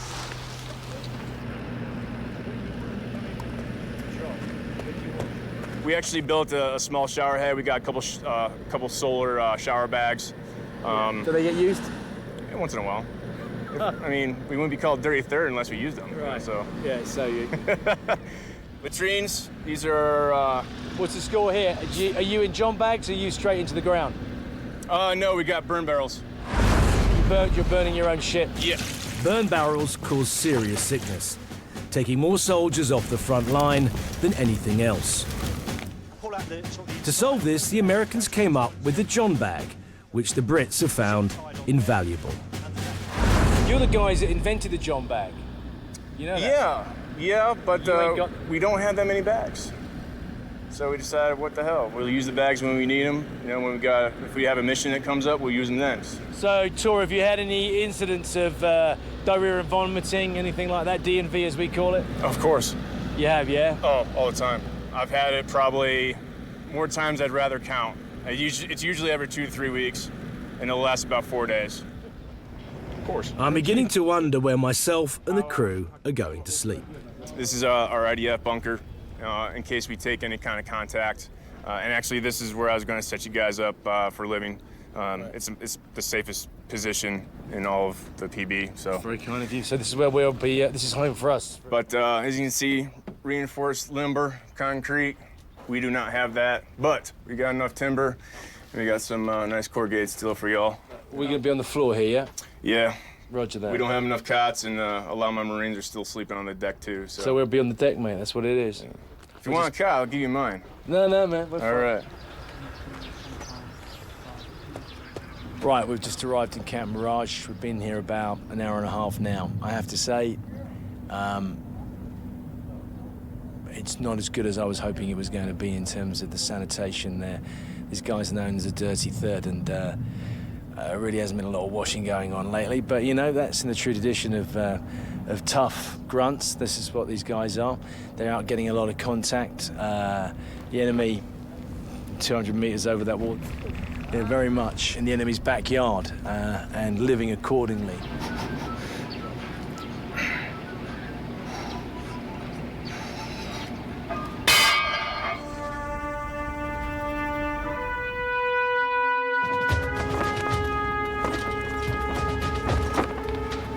Early the next day, I joined Kilo to go on patrol. The US Marines are one of America's finest fighting forces. Their motto is, the few and the proud. They've fought in every American war since 1775. They may be America's smallest fighting force, but they still outnumber the combined forces of the United Kingdom. All right, this is Mirage right here. Our objective is up to our northeast, approximately a click out. Today they're on the hunt for a well-known Taliban commander. We just received word that Haji Kamil, I'm sure we're all familiar with that name by now, supposedly he's being moved into a compound around this area. So I'd like to get eyes on and find out what the real deal is. In charge of the operation is Sergeant Gazelle. Anything happens to me, all my important gear, battle book, map is right here on my chest. I got my GPS right here, and somebody better grab my fucking knife. That bitch stays in country as long as I'm here. All right. PB Mirage, Voodoo 3-2. Right, we're just about to leave the patrol base right now. Request permission to exit friendly lines with 1 9er pack, south copy. Roger, 3-2 out. Go on, baby.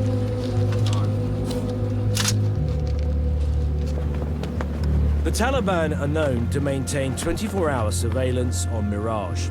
Every time these Marines leave the base, they run the risk of encountering a well-organized ambush.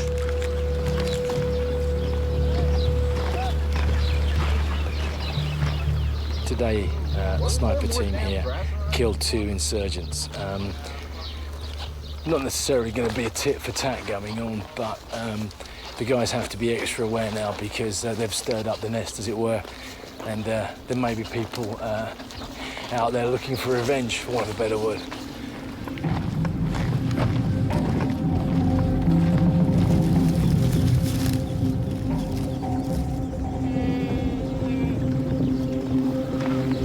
This is America's Frontline.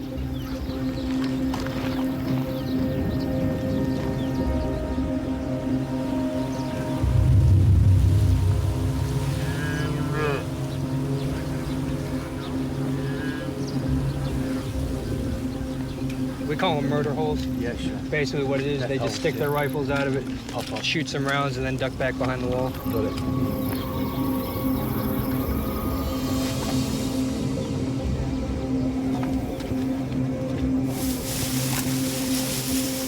Just like on patrol with the British, there is the ever-present threat of an IED.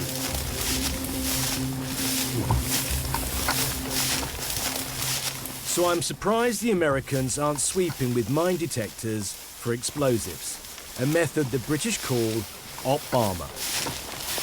And these guys just don't bomb where they go. They just, they won't bother with sweeping. If we were the Brits now, they'd be sweeping all the way. They say because they know this land can't be mined, but I have to say, I don't know how they can be sure, but testament to their balls, I have to say, because I'd have someone up there valuing in front of me right now.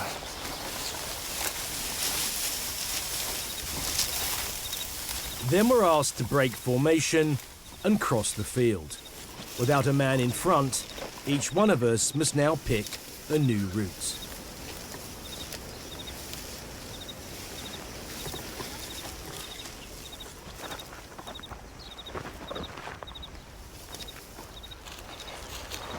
Fuck me.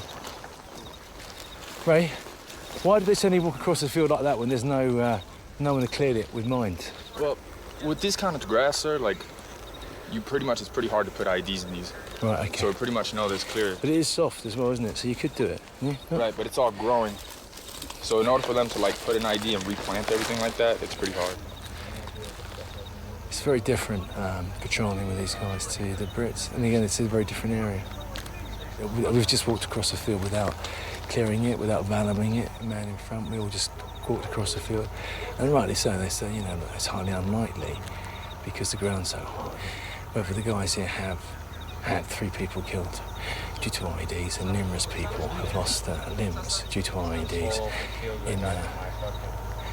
in this part of the Marine Corps, in this area. So, I'm braver than I'd be, that's for sure. These compounds behind the trees right here.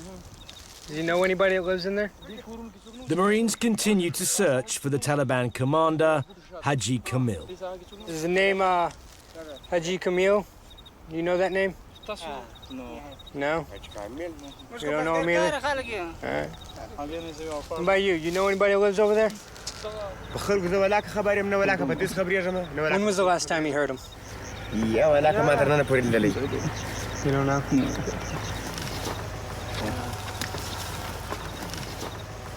Oh, that was left-handed. He don't like me. Yeah. He does not like me. That's fine. You're cool, buddy. The young boy gave you a left hand, yeah?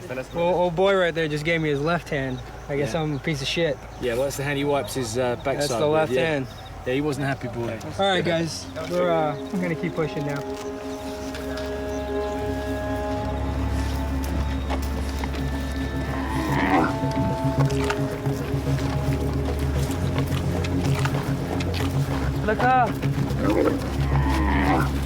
These are things that will set an ID off.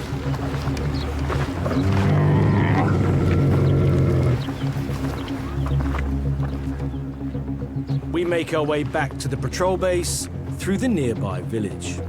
Salam alaikum. Where the locals continue to give us the cold shoulder.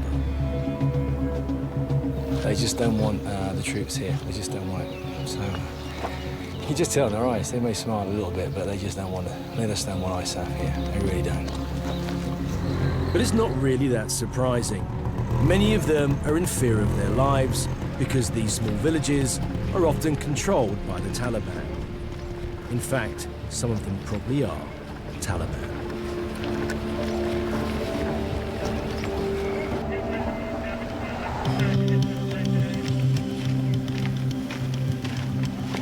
I've just got back from my first patrol with Kilo Company of the 3rd Battalion, United States Marine Corps.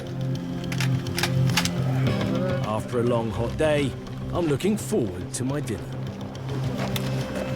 One of the biggest rumours I've heard from the Brits is that the Americans have a regular supply of fresh steak.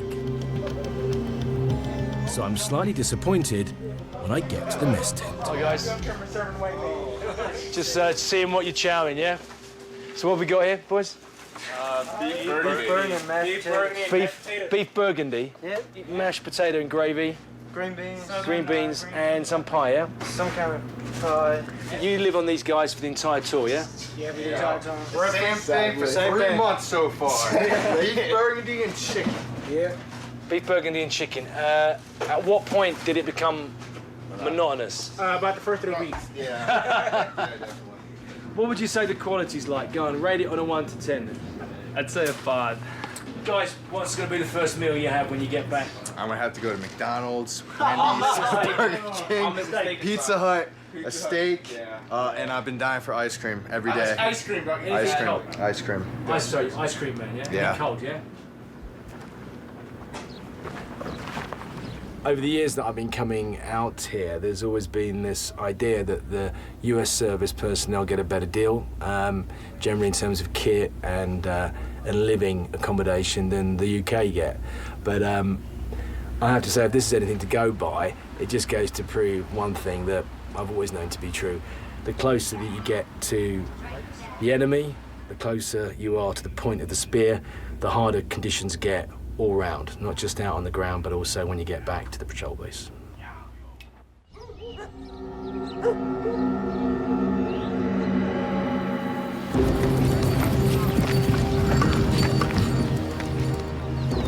The next morning, Sergeant Gazelle is keen to show me Kilo's pride and joy. Ever since President Obama sent more troops to the region, known as the Surge, American soldiers have been relentlessly pushing back the Taliban. We're making our way to patrol base Padellack, an isolated observation post deep in enemy territory. Gazelle and his men will be stationed here for the next 6 days. This is our castle right here up on the hill. All handmade. 3 squads, 2 weeks. How did you get the HESCO here? Well, we did one major convoy where we dropped off all the supplies. But you filled it yourself, yeah? We set everything up and did all the filling by hand. Yeah? It's our baby. PB Mirage, Voodoo 3-2. Be advised, we have arrived at PB Padellack. Padellack has a crucial vantage point at the junction of 2 major routes, which are used frequently by the Taliban. I have arrived.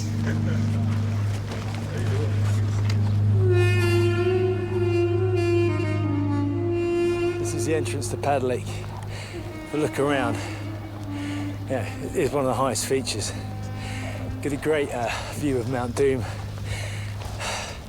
to the north and the valley, and in fact the wadi that runs all the way from the patrol base in Musa Kala. But I'm a river sniper's dream up here right now.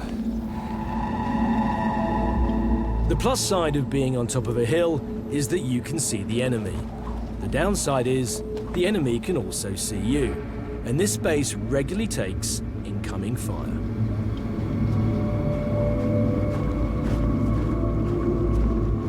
As we head back, the Marines spot a suspicious-looking vehicle. Just going to check him out, search his vehicle, talk to the individual inside, over. Hey, listen. I don't know what you're doing here, but I don't like it.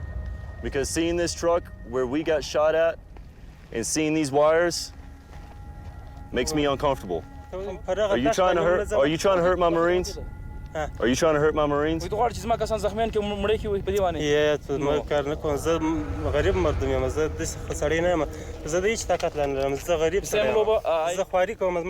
I understand you're a laborer and you'll do anything for money.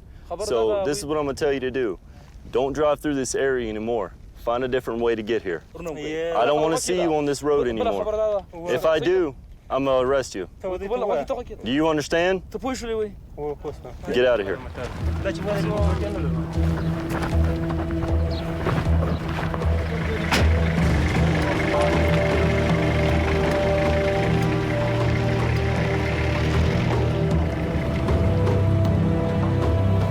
I I came here expecting to see major differences between the way the Americans and the British operate. But ultimately, they're all professional soldiers doing their job, risking their lives to get results a long way from home. It's been quite a tough time with the US Marines. They live quite hard and they're certainly a tough bunch of guys. Didn't really get into a lot of contact, but you know, the threat was omnipresent at all times. And really, the people around here really aren't that friendly, I have to say. They really don't want anybody here. They don't want ISAF here, and they want the Taliban here. But before I leave Mirage, Tor wants to show me one last thing.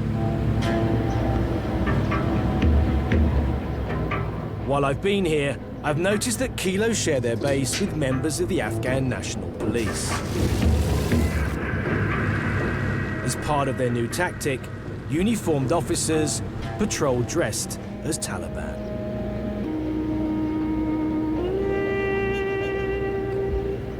We just see some guys come in wearing civilian clothing, but they're carrying AK-47s, like the chap behind me is coming up now. Now, who are they? They're the ANP, Afghan National Police. Senge. Isn't it a problem in terms of sending a guy out looking like this? So, to all intents and purposes, he looks and dresses like a member of the Taliban. Yeah, he does. But that's one of the ways that we can ambush him, because the Taliban don't know the difference either. So as long as we know the difference, then they don't. Yeah, well, Commander. Is it Commander? This is Commander, yeah. Senge, Jordi.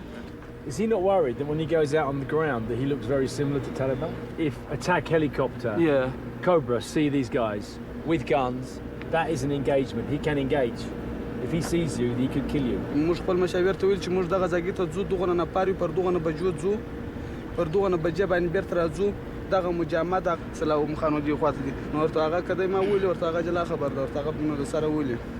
What does he think right now about the fact that American troops, combat troops, and British combat troops may be leaving in 3 years' time?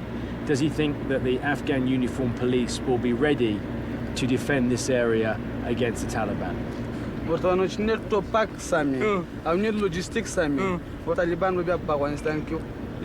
What will happen to his men if that happens?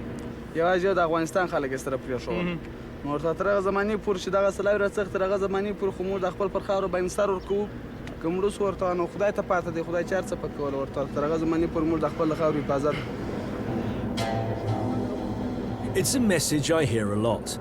There is clearly great concern that when combat troops leave, the Taliban will rise up and take back control of the country. But NATO can't stay here forever, especially when the White House has said that it costs $1 million a year to keep one soldier in Afghanistan. But the major question remains, will the Afghan army and police force be up to the job in 2015?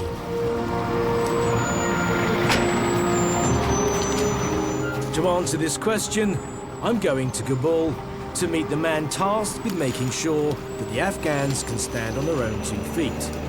Because if they can't, the last 10 years of sacrifice will have been for nothing.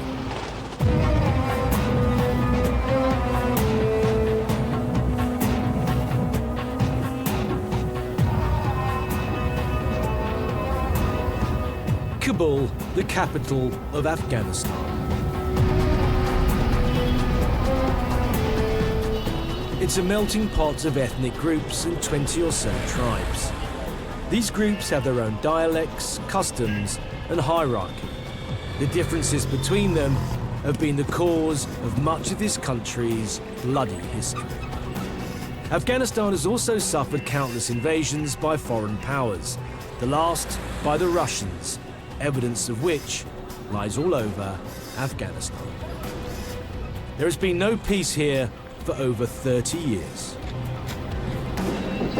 So it's a tall order to expect this divided country to pull together and run itself. But there is one man here who's trying to make that happen. Run away to meet General Caldwell, commander of the NATO training mission here in Afghanistan. He's also commanded the 82nd Airborne and the Rangers, and he's the longest-serving, highest-ranking member of ISAF here presently. He also has one of the most toughest jobs, training the Afghan National Army and the Afghan National Police so that they will be able to take total control of the security of this country in 2015.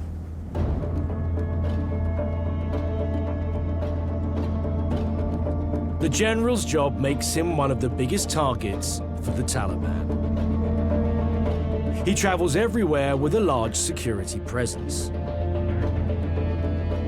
He's agreed to let me spend time with him to get an insight into the challenges he and the Afghans face.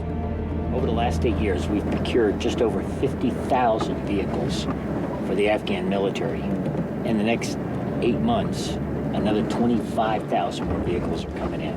We're going to bring in 8 months, half of what it took us 8 years to bring in here.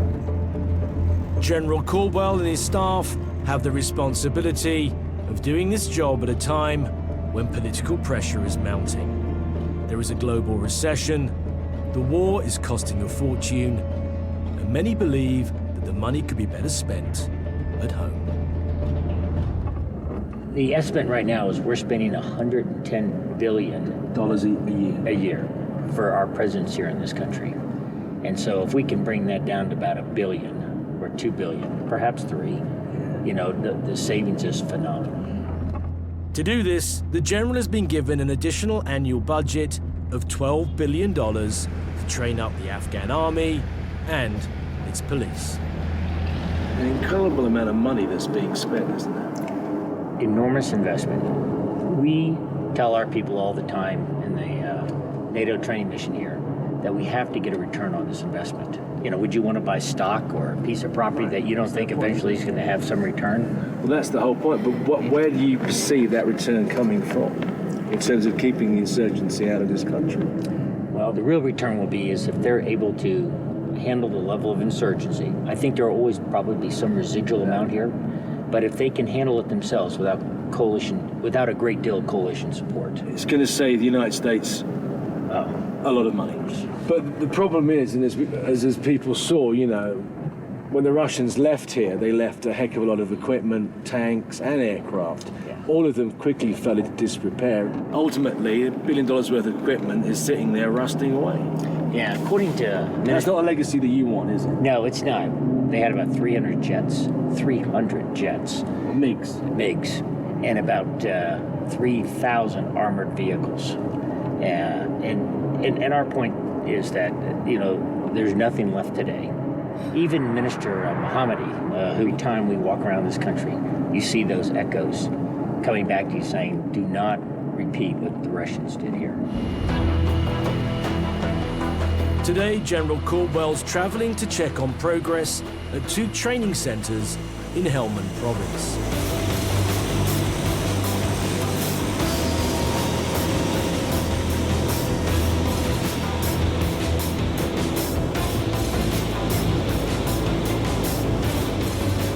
The stakes are high. If his plan fails and Afghanistan is unable to defend itself, then the last 10 years of sacrifice will have been for nothing. We're leaving Kabul to travel first to Camp Bastion and then on to Lashkar Gah.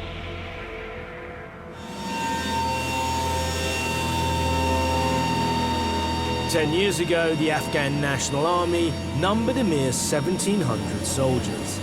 Now Caldwell's ambition is to grow the army into a fighting force of 200,000. The one thing the general found out early on is that 90% of the Afghan army and police were illiterate.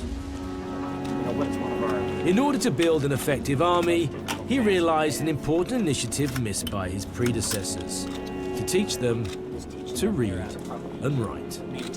Because without these basic skills, they can't operate weapon systems, read maps, write orders, or collect information.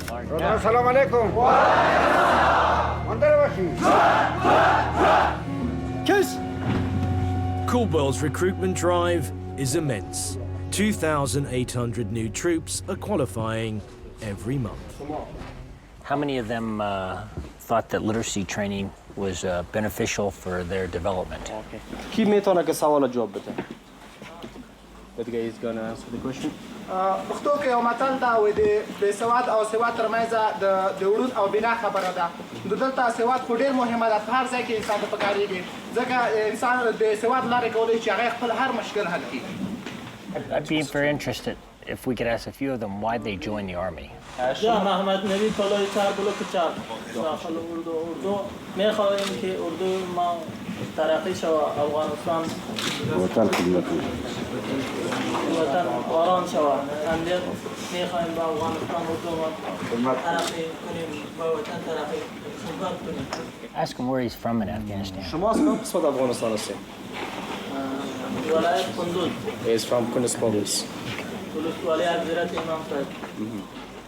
Ask somebody if they're from the Helmand province. کسی از اربعینتون که از ولایت هلمند باشه. He is from the Germsir district. And do they think of themselves now as being members of tribes, or are they members of the Afghan National Army? فعلا کس مربوط داخل اردو شدیم و یعنی یک اردو تشکیل دادیم. چی بهتر بود یا قبلا؟ Now they're good because they joined together. Do any of them have any preferences? How many of them want to go and fight in Helmand? در بین شما چند نفر علاقه‌مند است که بره با طالبان جنگ کنه؟ We have ideas. So many want to go to Helmand, yeah? Thank you very much.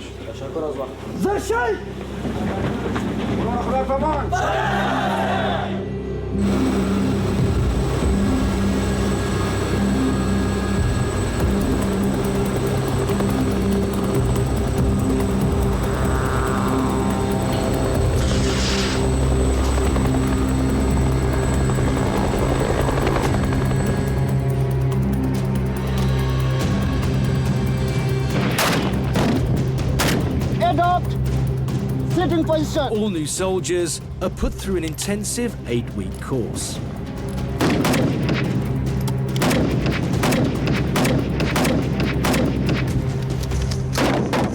The police also need to be retrained so they can work alongside the army on combined operations. These aren't the skills, General, that you train policemen in the UK or in the US with, are they? Oh yeah, not 10, 15 men maneuvering together.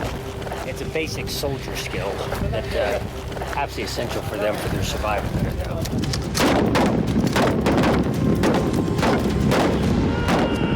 But training the security forces to defeat the Taliban is one thing. For the country to survive in the long term, there also needs to be a solid infrastructure. You have been given, without a doubt, the toughest job, right? It is. It's challenging. You know, we're all brought up in our military careers to be the combat leaders. But to stand up and get a force generating from scratch, to teach it to be self-sustaining, to put in the institutions into place is an enormous undertaking, and there's no set organization that does that. But what we found is we've got to really take a comprehensive approach. So when we want a facility, a training facility built up, rather than just contracting out with a big contracting firm, we now reach out to local Afghan firms. We contract with them to come in and build portions and pieces of this. Now the local community sort of owns this. So it's not the actual soldiers that are doing this, it's actual locals that you're bringing in. Absolutely. And then when we bring them in, we partner them up with engineers from all of our different nations that teach them the basic skills that they need. It now belongs to them. They take ownership of it, and it's an Afghan facility, not a coalition facility. So standing up a logistics system, we are just really beginning to do that now. A maintenance system, a medical system. You know, those are the things that will ensure that this investment lasts. This truck here, for example, I mean, a harvester truck, this is probably one of the most expensive heavy-duty trucks you can buy today on the open market. And we've been giving, you know, literally thousands of these to the Afghan army. The key is, can they now maintain this themselves so that 10 years from now, when you and I are back here, you know, we're still going to see these vehicles. I want them to have the supply part depot, when they have a system that delivers it down to the mechanic that then puts it on the truck and keeps the truck functioning. And I want them to do it all. Yeah, but that isn't going to happen in 3 years, is it, sir? It's not.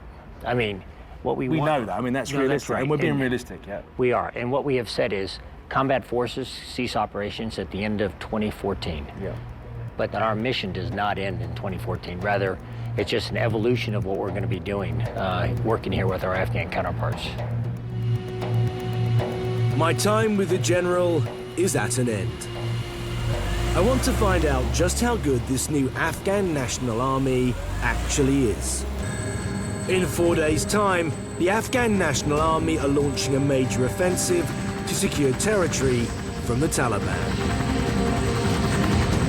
I'm joining them to see for myself how this new army can operate on its own and how ready they will be to take over the security of the country in 2015.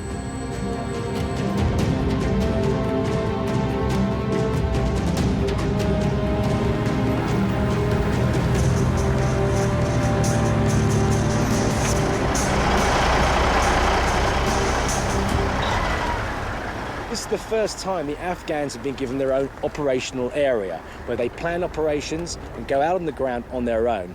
The ISAF role here is basically to stand back and advise and train and only offer support if they're really, really needed. This is basically a template for the future role of ISAF in Afghanistan. This is Patrol Base Jahan Zeb in southern Helmand. Strategically placed just 10 miles from the main town of Lashkar Gah, the soldiers are here to protect the town from rocket attack.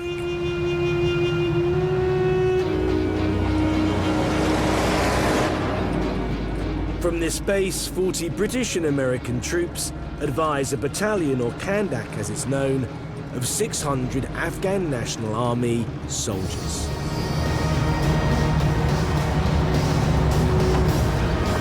The main operation is in a few days' time, but before that, they're heading out on a recce patrol. The plan is to rendezvous with the ANA at their company compound a couple of miles away.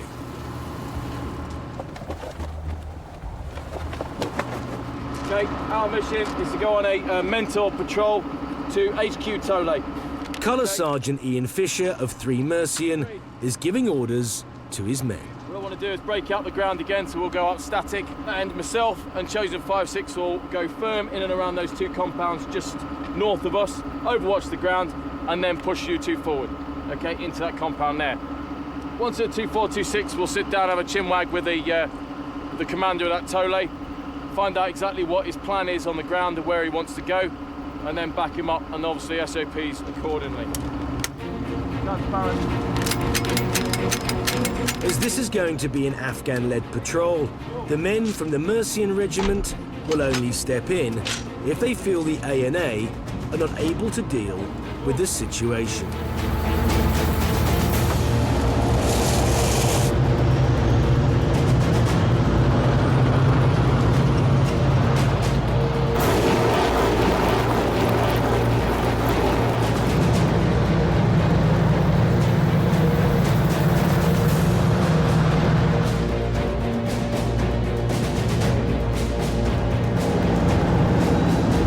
Expecting to find 40 Afghan troops ready for action.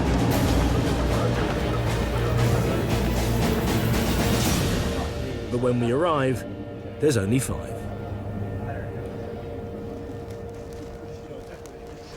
Right, the commander, typically, has done one. He's disappeared? He's disappeared. He's either asleep or he's going to visit some other compound. Obviously, this is in preparation for the massive op that's going to come up. Yeah, understood. So they are... When we say, right, we need 24 hours battle prep, you translate that into the ANA, which is 48 hours, possibly 72 hours. That's not in respect of the normal day-to-day running. When they've got normal patrols and no big op coming up, they will go out. Yeah, they will go out and they'll have a knock up there. Oh, they're not scared of having a fight. That's No. that's not in question. The fact is that they just don't work the same way that you work. No. The basic feeling is this is the general procedure. You know, they arrive and the Afghan National Army aren't really in symmetry, and that's being kind. So, you know, there is a long way to go. I mean, we're not going to say that they're ever going to behave like a Western army. That's never going to happen. But, you know, It would be nice that when we turned up, they were ready to go, or even knew that we were coming, when it was arranged this morning and they agreed it. Well, lads, we're not going out. No. The commander is asleep. The Mercians have no authority over the Afghans, who will only take orders from their Afghan commander.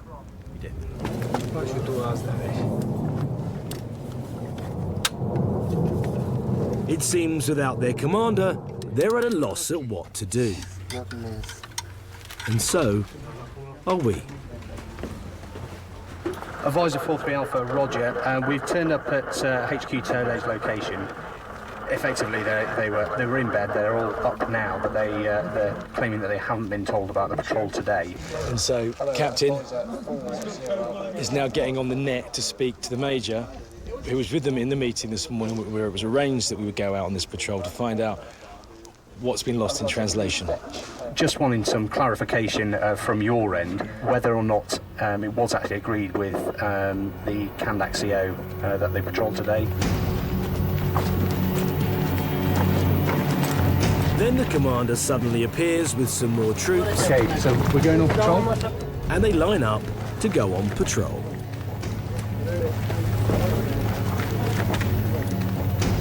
Hello, Advisor 40 Alpha, this is Advisor 40 Alpha. The message should have been passed, being repeated now. So stand by for your control. Over. Advisor 43 Alpha, Roger out. Okay, bro.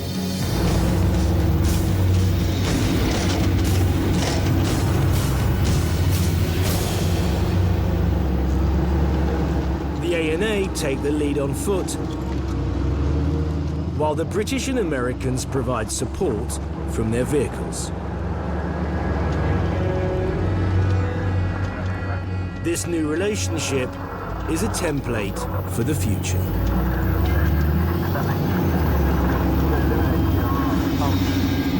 I'm in a Jackal, an open-top armoured vehicle.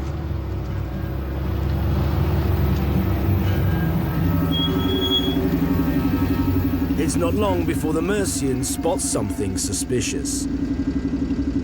It seems that our patrol is being watched by the enemy. Just see the tip of his head, he's by a tree. So that's where your suspected enemy are, yeah? Yeah, that's gone from 1 to 2 on that roof now. That's the ANA coming across that front. Motorcyclist moving off up to the north, really quickly.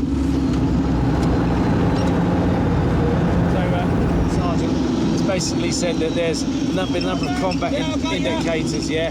We've got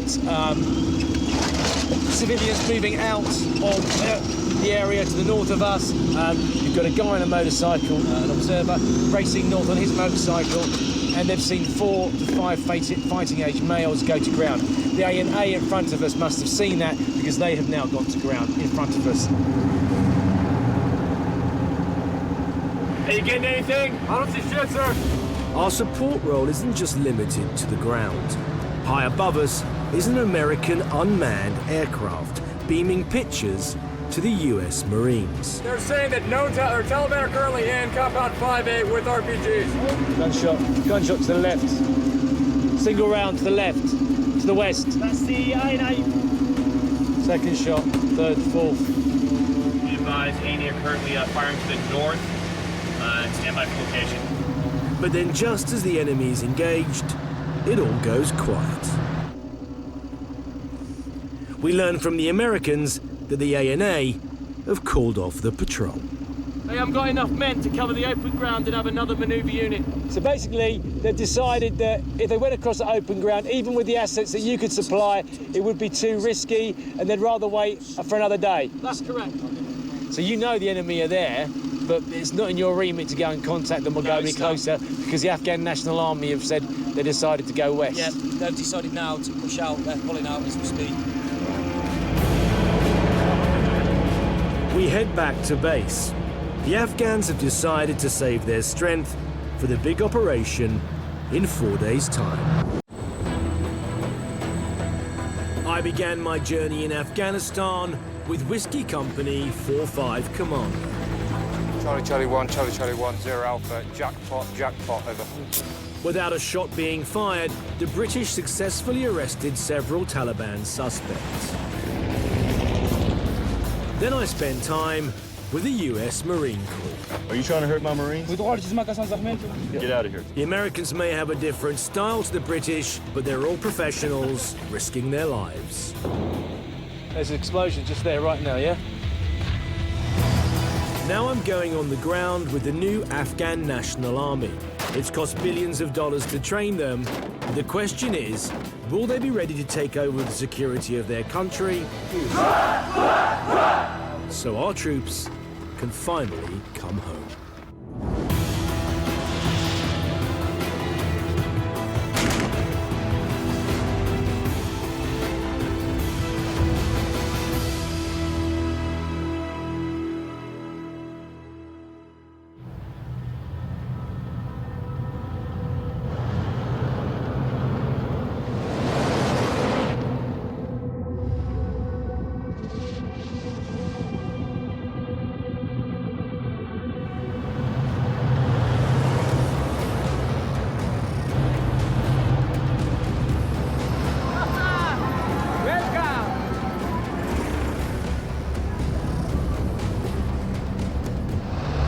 Just arrived in patrol base Jahan Zeb.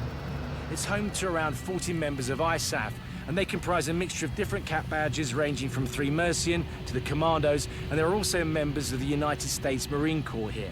Their job is to advise and train a Kandak, which is basically a battalion of Afghan soldiers.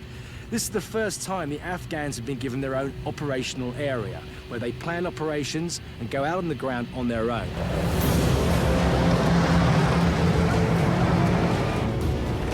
Afghan National Army soldiers from all over Helmand are arriving to join the 4th Kandak. Tomorrow, 450 men will head out on the first operation solely planned and executed by the Afghans. Operation Sharkey takes its name from the eastern fortress just outside our compound, which dates back to the time of Alexander the Great. افتخاری وطن شماست، عزتی وطن شماست، امنیتی مردم به شما جوانا تعلق داره. Just 10 miles from Lashkar Gah, the provincial capital of Helmand, patrol base Jahan Zeb was set up as the first step to regain land from the Taliban. Operation Sharkey is now hoping to build on that success.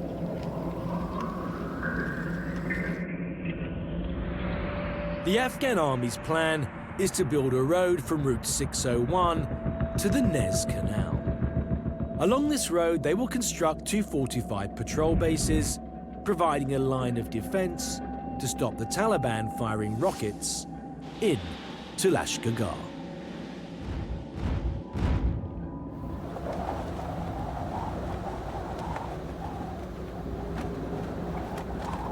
So, Dave, over that way's west, yeah? That's right, yeah. About 15 kilometres to the west, we've got Lashkar Gah. Just to the south here, you've got the road 601. That's the main road down to Lashkar Gah from the Afghan National Highway. As we move round from the west through to north, and that's the direction of the enemy. If you look straight ahead, you'll see 2 prominent trees that are forked. Way on the... Yeah, that's approximately 3 kilometres, and that is effectively the Nez Canal line. Basically, this is a corridor you're talking about, the insurgency using to come in to try to get to Lashkar Gah behind me to the west. They're handrailing these 2 features to head towards Lashkar Gah, and that's why 4 Kandak were put in this position to block that route. Have you had any contacts yet? There's been several contacts. Obviously, when we first moved in, it was almost a daily occurrence over to our west at one of the police checkpoints. When we moved in, we were contacted literally 300 metres beyond this point. However, over the Ramadan period, we've had occasions where firing points have been closer. They've come back in. Yeah. The Kandak advisory team, made up of British and American troops, have been working closely with the Afghans for a number of months in preparation for this operation. Many of these men are raw recruits. For some, this will be the first time they come face to face with the enemy. I've spent time with the Afghan army before. I found them to be fearless warriors. That's it. That was a hit with the RPG. It just hit the compound right there. Well done, you fucking good. If somewhat reckless at times. Look at this nutter up here. Not firing up there, mate. Firing.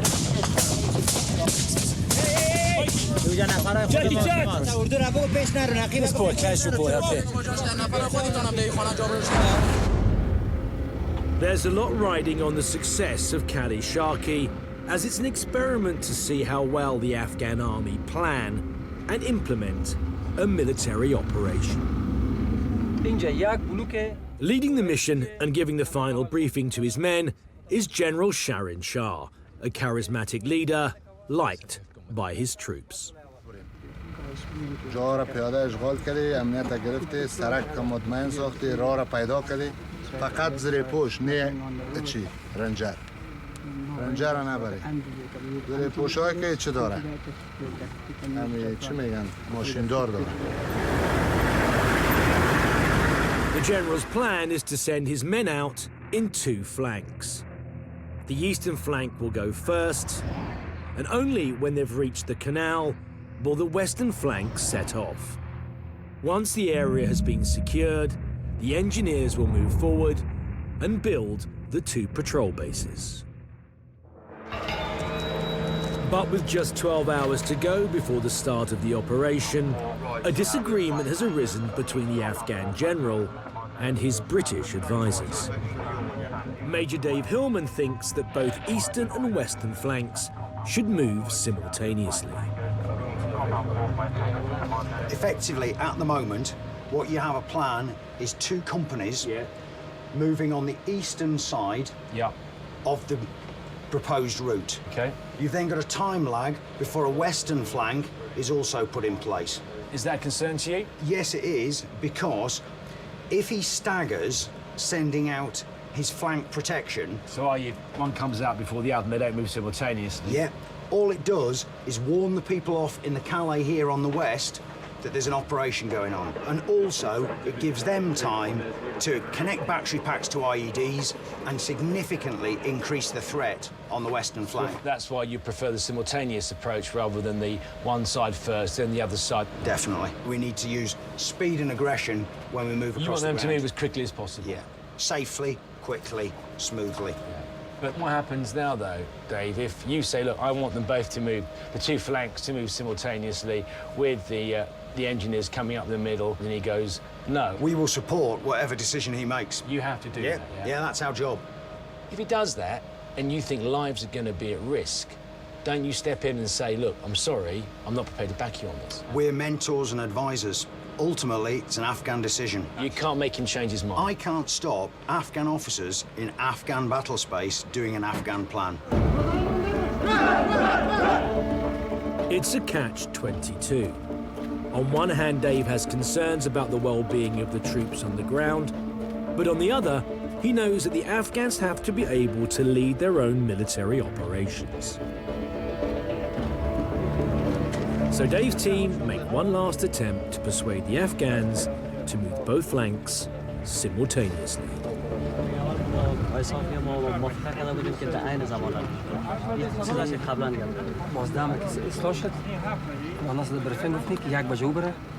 پنج بجه صبحی بره این مردمان که پنج مسئله وقتا خشغال میکنن اگر با کدام مقاومت شدید دشمن روبرو میشن همین مردمان که پاکز غرب بلاک میکنن این باید با کمک از او بره For mutual support on both flanks, the east and the west should move at the same time. نه It's the order. Okay, that's fine. As this is Afghanistan and its Afghan lives at risk, it's only fitting that they have the last word. The ISAF forces that are here to advise will only step in and help the Afghan National Army with their air assets and their ground assets if the ANA are at risk of either being overrun or compromised.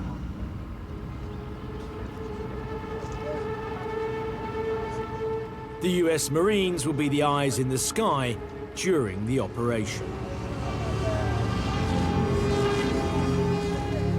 They'll be using all their assets to get a full picture of what's happening on the ground. We're doing a recce of the route right now just to see, one, to see the atmospherics on the route, what kind of people going through, are there tractors going across, are there motorcycles, how many people are there? So do we need to worry about it? And also, you know, had the Taliban had information that this operation was about to take place tomorrow morning in the early hours, you know, if you were seeing people digging in IEDs... Oh, definitely. Yeah, Definitely. you'd be prepared to get rid of them, right? Of course, of course. Yeah. There's concern that the Taliban have got wind of the operation and have laid IEDs to counter tomorrow's offensive. But it's hard to keep something on this scale under wraps.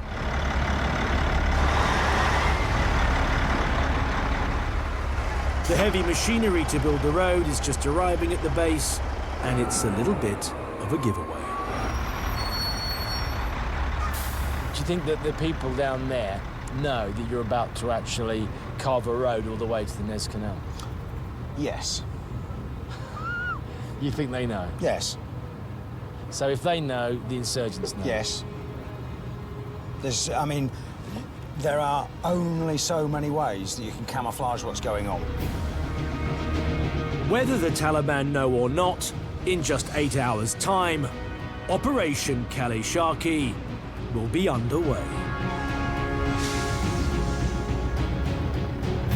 I really hope that the 4th Kandak can carry out this operation. It's an experimental operation without any help from ISAF, because if they do that, it's a massive step in the right direction, not only for the Afghan National Army, but also for the people of Afghanistan.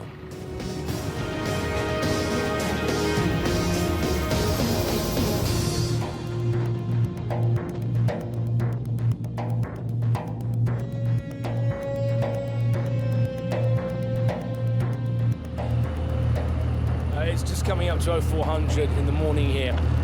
The men of the Mercy and Recce team are getting ready to leave now. We'll be going with them. I don't think it's lost on any of us today that the date is the 11th of September 2011, 10 years after the attacks on the United States of America. How much that resonates with the people that the Afghan National Army soldiers will be meeting later on, I couldn't tell you. But one thing's for sure now, the remit of the British forces today and ISAF forces will not to be directly contact the Taliban or to fight with them.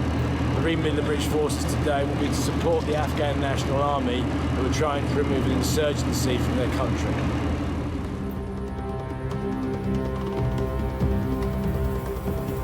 We're leaving patrol base Jahar Zeb to meet up with the men of the 4th Kandak. The plan is to start the operation under the cover of darkness.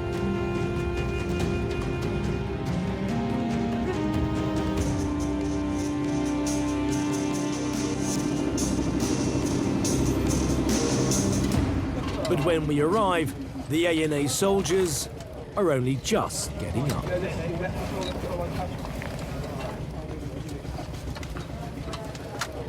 We were scheduled to have left now, to be honest with you, 0500.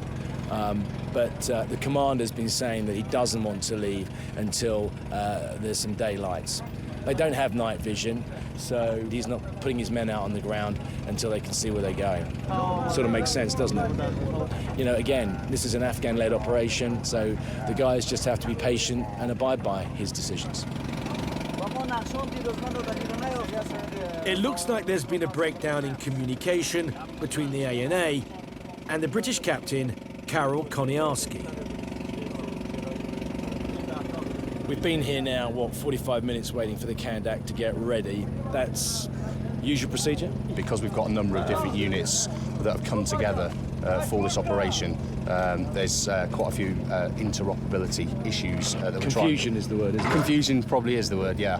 It's not because they're scared they've not got up early. No. Once they go, right? Yeah, absolutely. And we may well have trouble keeping up with them at some points, but they're starting to shake out now.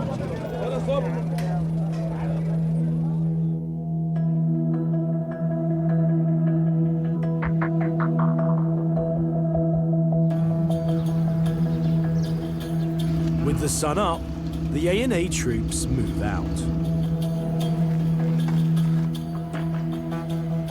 I'll be travelling in one of the armoured jackals that will be offering support on the eastern flank.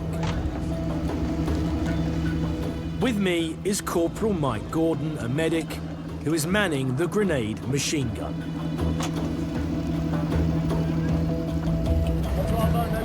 Sergeant Maxwell is commanding the vehicle.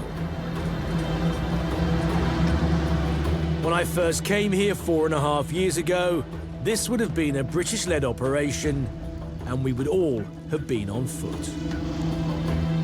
I can't help thinking how exposed the ANA look as they pick their way towards the enemy lines. We're facing due north now. That's where the Nez Canal is. That's the final objective. The MSR, the main supply route, will be built to our west. They're hoping to be able to clear a route up to the canal today. Obviously, we're the first call sign on the ground. In front of us are the Kandak Recce team.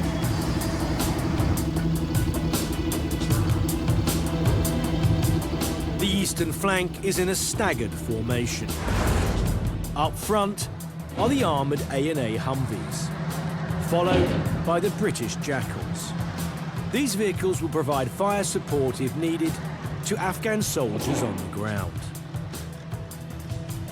Bringing up the rear are the Americans.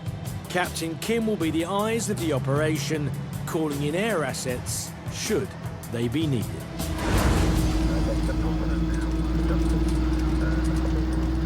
If there was to be a large amount of insurgents that felt like taking on 450 men, they'd be coming from the east.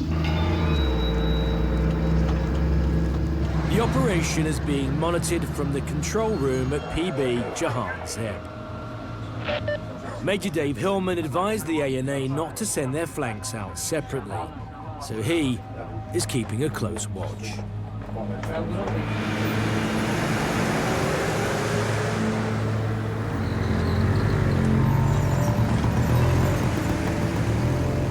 A lot of people on motorcycles now moving right between us. We've got moving motorbikes north of us, moving west to east. Bald Eagle 4-2, chosen 5-6. One pack's on a motorbike, traveling east. Roger, and confirmed this is a routine. Securing the land up to the canal is a dangerous process. Every compound has to be checked.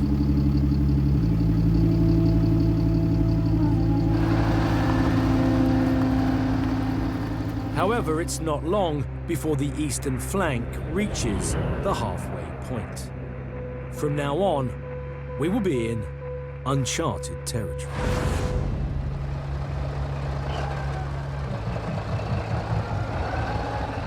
This really, just in front of me, is the area where the Afghan army stop having control of the ground. So basically, onwards from here, it is Taliban territory. You can see there's not any movement at all. And that is a big combat indicator, isn't it? Big change in atmosphere. Yeah, you can just see it's dead. They know. They're not daft. They know what's coming. No enemy seen as of yet. Captain Kim's vehicle has picked up conversation on the radio between the Taliban, known as Icon Chatter. Right. We've got Icon Chatter, they're spotted ISAF and ANA forces moving north. So the Taliban insurgents know that you're coming? Yeah.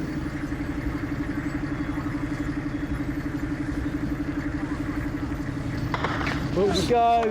Contact right.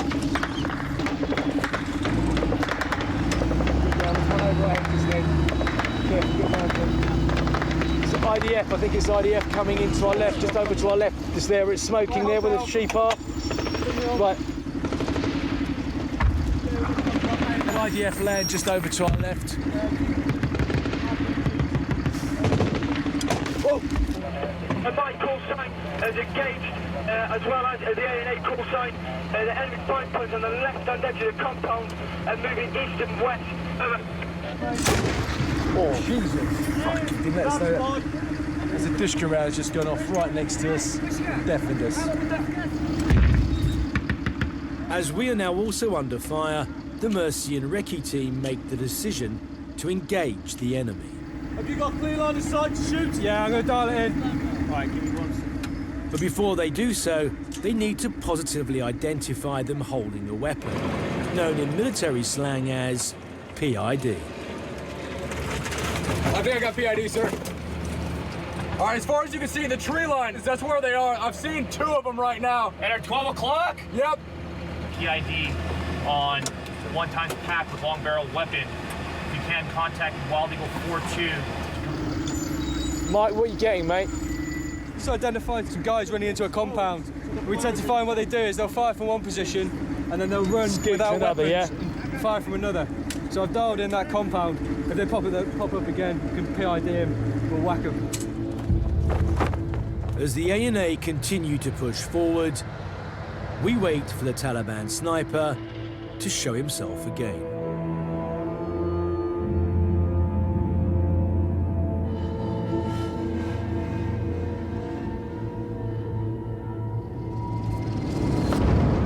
Fire to the right. On target from that compound.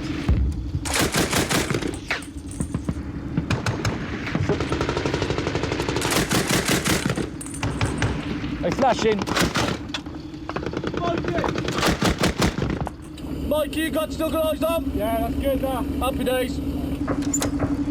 So, in support, Mike engaged with the grenade machine gun, and it actually stopped the people who were firing at us and at the Afghan National Army's troops in front of us. And my concern is that with the ANA pushing so far north, we have not cleared all of the ground, and we are now seeing insurgents moving in and around our flank. Over.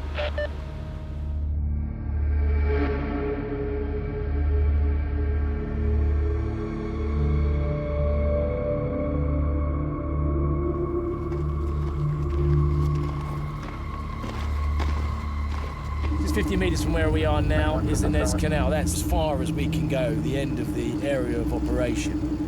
Now the job is to hold this and make it secure in order for the engineers to actually start clearing a route up to the canal. So it's just a matter of holding tight and seeing if we get contacted.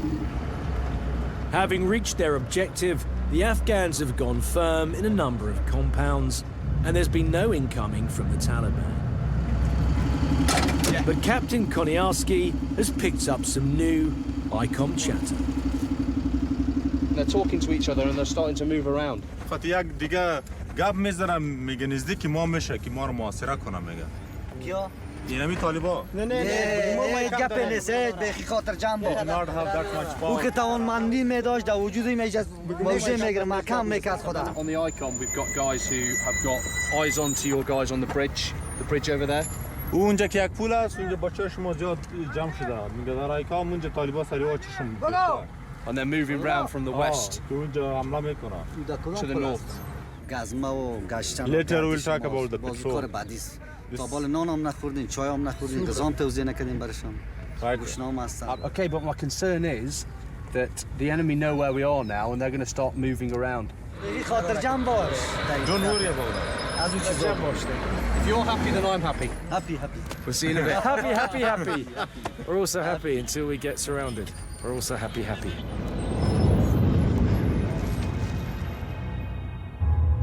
The western flank still awaits orders to move out. But the eastern flank have reached their objectives so quickly that they have left themselves vulnerable to being surrounded by the Taliban. The fact that both flanks didn't move simultaneously has left us dangerously exposed. And just to confirm our fears, we've intercepted more ICOM chatter. They've just picked up on the ICOM that they're going to be sending a tractor with apples, which could possibly be a code word for mortars. So indirect fire, yeah?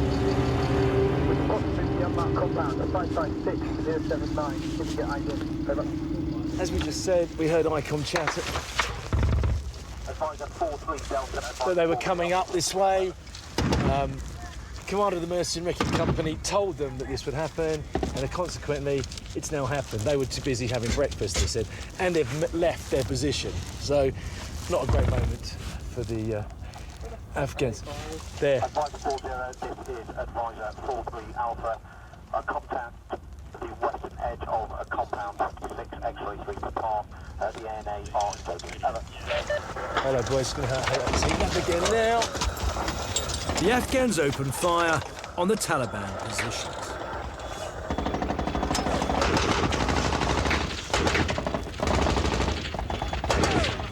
We've got whizzes going over, so we're taking incoming, boys.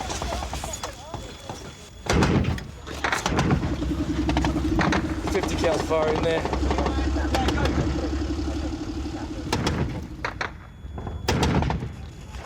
Captain Kim is using his eye in the sky to try to make sense of what's happening on the ground, an asset the Afghans may not have in the future.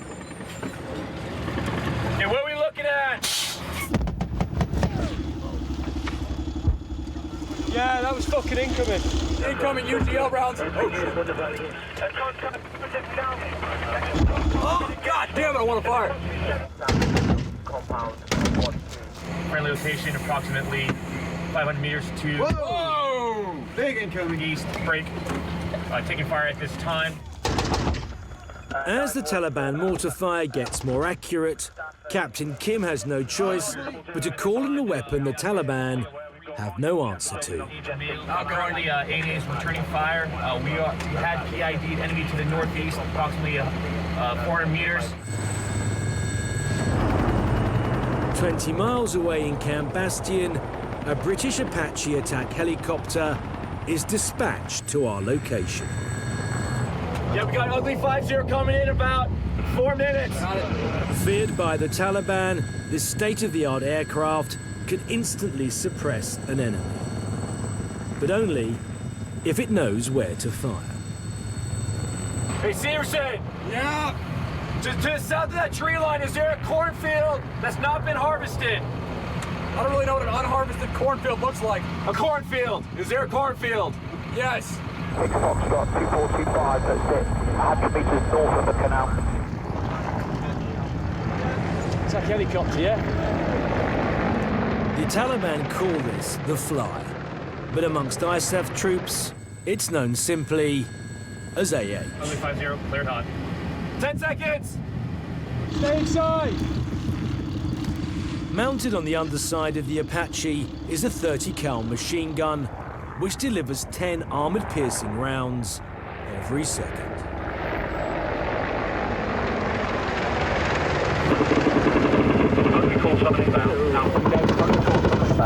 The A8's firing up.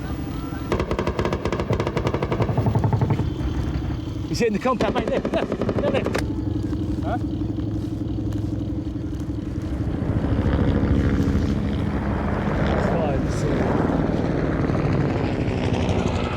Hey, what have they got? I'm looking, sir. That's a splash, that's a splash. Yeah. Hey, mission successful.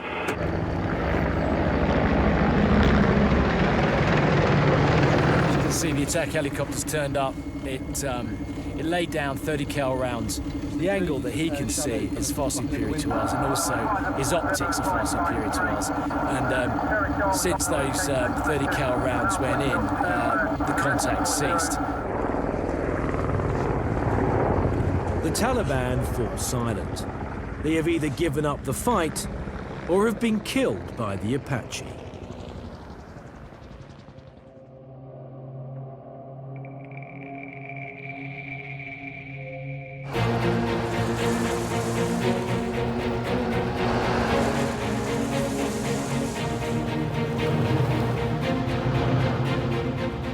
As the western flank moves off, there's serious concern that the Taliban has predicted its route, laying IEDs in their path.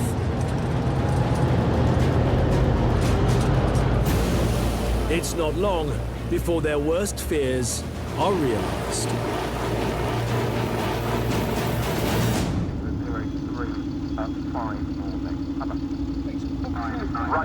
That's an IED, isn't it?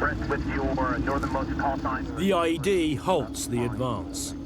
Meanwhile, the Taliban on the eastern flank are back. The compound below that, come to the left-hand corner of it, there's one guy on the corner. That's what I just talked about? Yeah, he's come back round again now. Basically, we've come into a compound. It's the heat of the day. Generally, it's agreed that everything goes a little bit quiet this time because it's so hot. So I dutifully got my roll mat out and just fell asleep because we got up so early. Been asleep for about less than 10 minutes, went straight over the top of our heads. It seems one lone fighter who survived the Apache helicopter attack is seeking revenge. He's a sharpshooter, he's on his own, isn't he? He's laying down at the base of that compound. The Taliban sniper has us in his sights. The Mercians fire flares to show exactly where the sniper is. Another one but they fall short. He's back, he's firing. Here we go.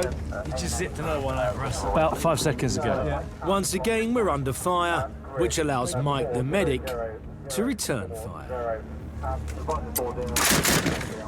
Right, you're fucking pretty much on him there. You just need to come left the same again. It's not lost on me that someone who is trained to save a life is now trying to take a life. Where'd that go? That's pretty much fucking bang on, in and around that area. Yeah. Mike, you got him, yeah? You got the range? Yeah, I think we got him. He's not come back. So he's either dead or scared. I've got movement on that.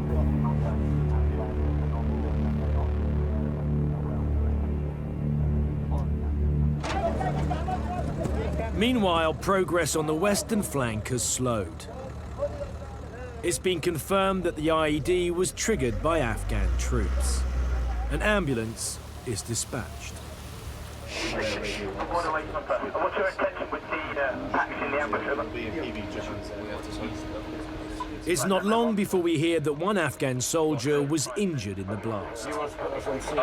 Roger, out. Icon, now ready to strike. Amputation, that's a medevac. 70 Alpha, Roger. Yeah, I'm on the southwest and southern walls of the unmarked compound blue. We were part of the eastern move. On the west, there's been a contact IED, and a member of the Afghan National Army has apparently lost one of his limbs due to an IED strike. That's just over to the west of us. Chosen 5 and 6, be advised that more than likely we're going to be setting up a medevac for that. Once again, this is an A&A casualty coming out of PB Jahansev.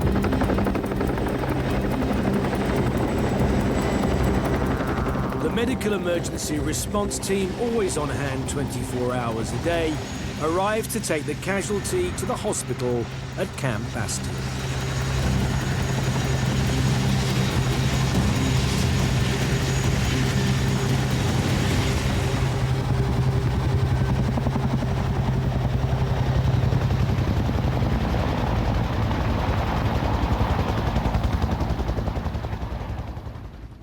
With the western flank so far behind, it's decided that we should hold our position overnight. And Avenger 3-5, good handshake for Chosen 5-6. In order to discourage any enemy attack, Captain Kim calls in an F-18 as a show of force.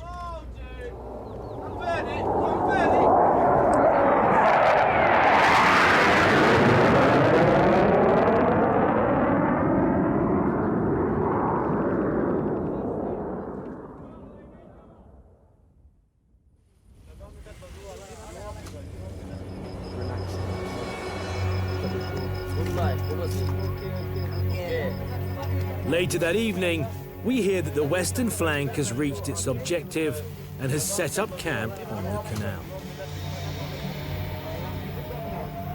The route is now clear for the engineers to build the vital checkpoints that will defend the main town of Lashkar Gah. In terms of this being, the 11th of September, I can't help thinking, obviously, everybody has the image of the Twin Towers coming down and the suffering that people went through on that day and have gone through since. Being here, and this is, well, not this particular province, but this country was the place where those terrorists were harboured, where they were protected and where they were trained. And this day being September 11th has had very little impact, really, on the people here. I suppose the sad thing for me is that, you know, even though we have seen a lot of progress while we've been here and the 4 years that I've been coming out here, unfortunately, we'll wake up tomorrow and people will still be fighting each other. On a happy note, I think I'm going to go and get some sleep because we'll be up very early tomorrow.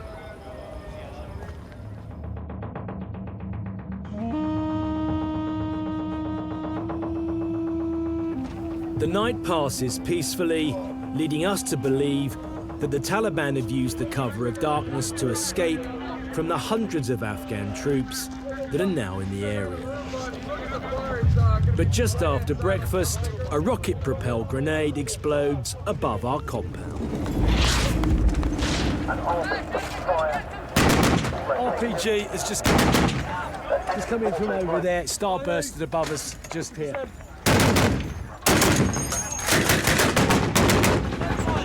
That is where we were going to investigate the compound, because that was the firing position yesterday. There's been some incoming from over there as well.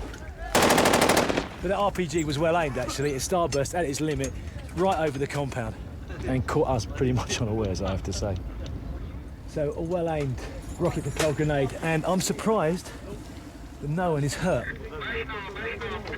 These guys are obviously breathing a little sigh of relief. I think they're actually all very lucky not to be hurt. Okay. Good, because it starburst. We were just there, and it starbursted there. So I think most of the shrapnel must have gone over us rather than directly down, because if we'd gone directly down, there'd be a lot more people hurt right now. Anyway, the general's turned up to inspect everybody, make sure they're okay.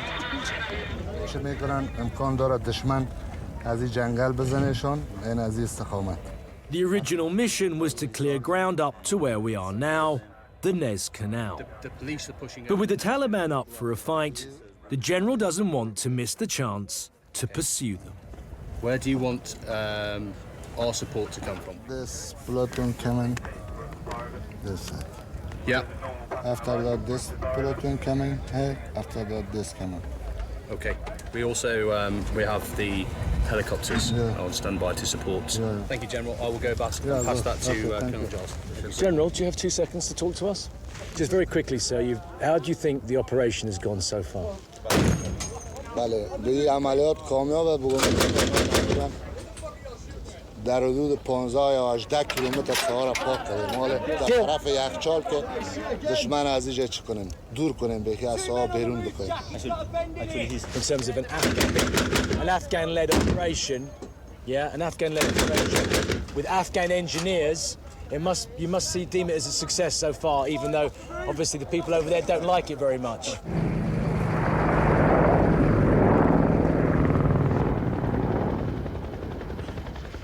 ISAF forces, Afghan National Army forces more importantly, have never pushed this far into this area and actually stayed. They may have come and gone, but they've never actually basically laid down CPs, checkpoints before. And I think that has upset the insurgents, clearly. You know, basically we've walked into their front garden and we've put a flag right in the middle of it and said, this is now Afghan National Army territory, and they don't like it.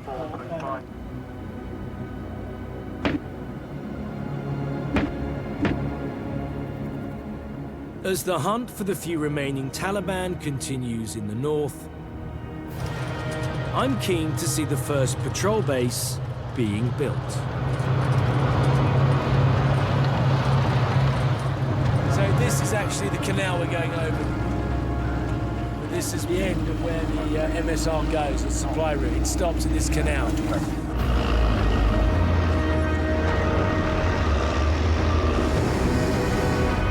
Once finished, 30 Afghan soldiers and 20 police will be stationed at this patrol base to prevent the Taliban launching rocket attacks on the nearby town of Lashkar Gah.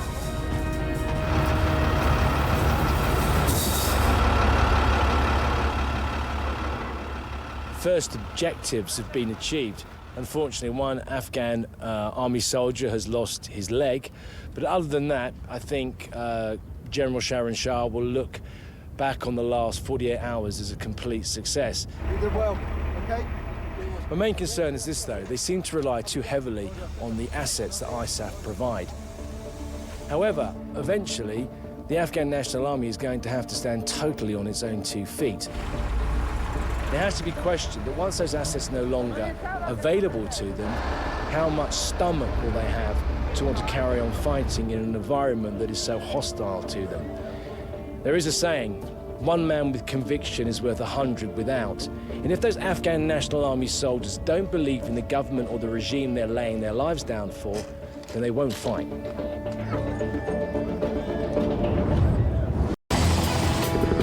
I first travelled to Afghanistan in 2007 to try and understand what it was like for a young British soldier fighting on the front lines. During this time, I experienced the reality of war and witnessed extraordinary bravery. I want to understand why we've been here for 10 years. I suspect we thought, well, that was the job done. Has the human and financial cost been worth it? I'd give my life to bring him back. And for the first time, I'll come face to face with the Taliban.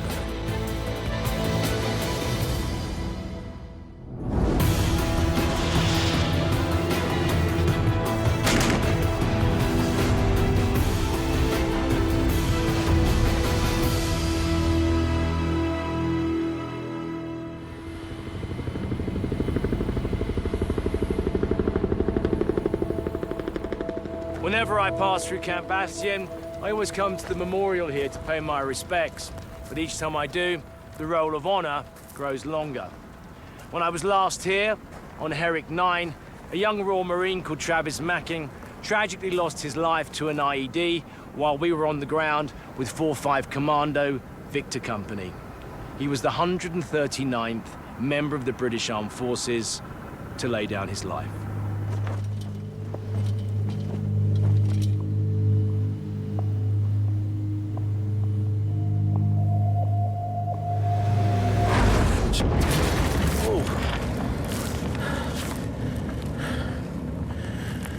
Anyone know what that was? Contact ID, uphill. ID. And two over there.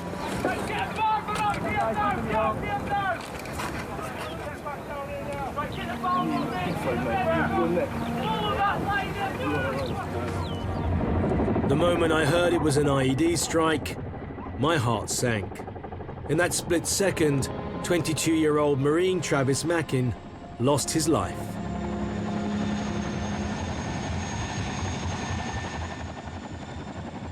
His comrades did everything they could, but his injuries were such that he didn't make it.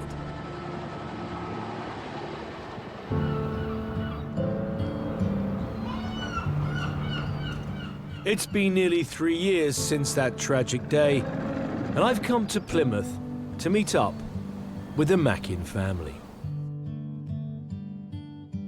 Yeah, this is my favourite picture.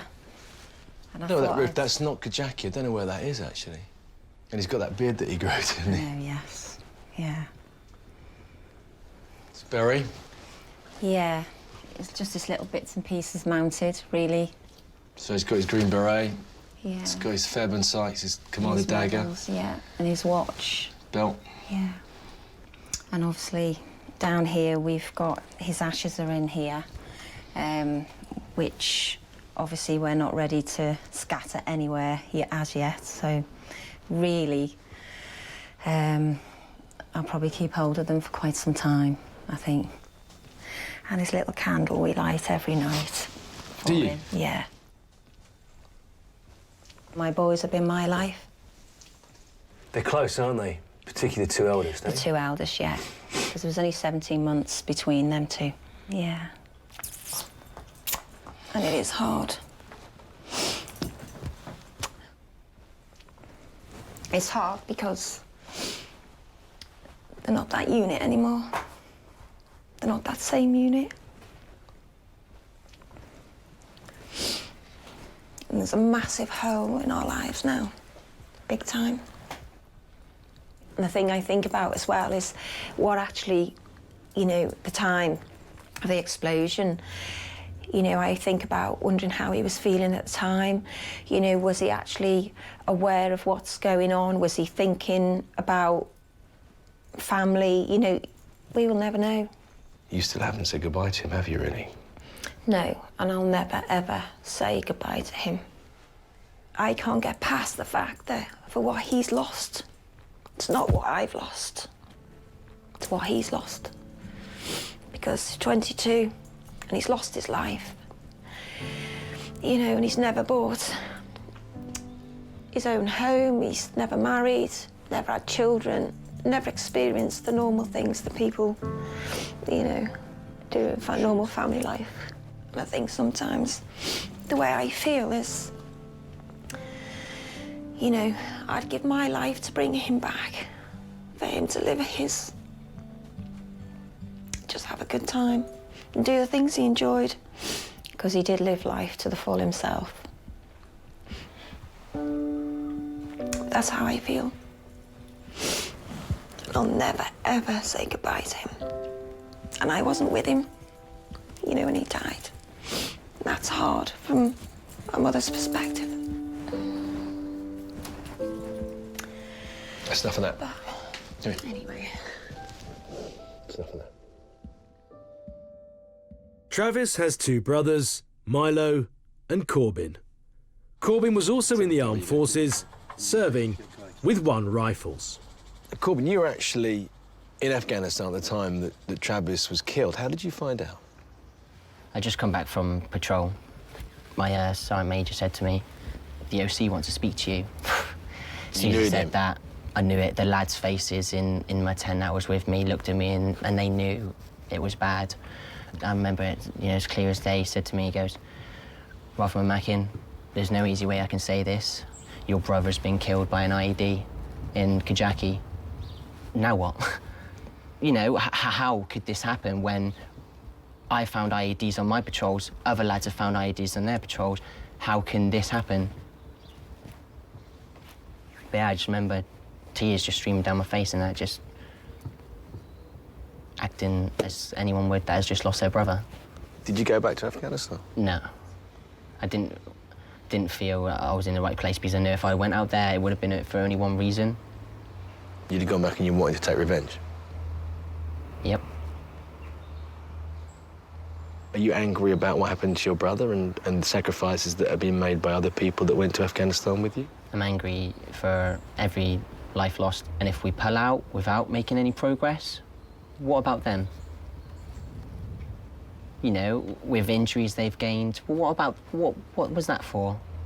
And how do you feel, Debbie? Do you think that, you know, if British troops eventually leave Afghanistan and the basic way of life for most of the people that live in Afghanistan hasn't been improved by the sacrifices made, how will you feel about that? If they pull out and they haven't achieved what they want to achieve, then I just think it was a waste of time. Waste of time since day one, and Travis lost his life for nothing.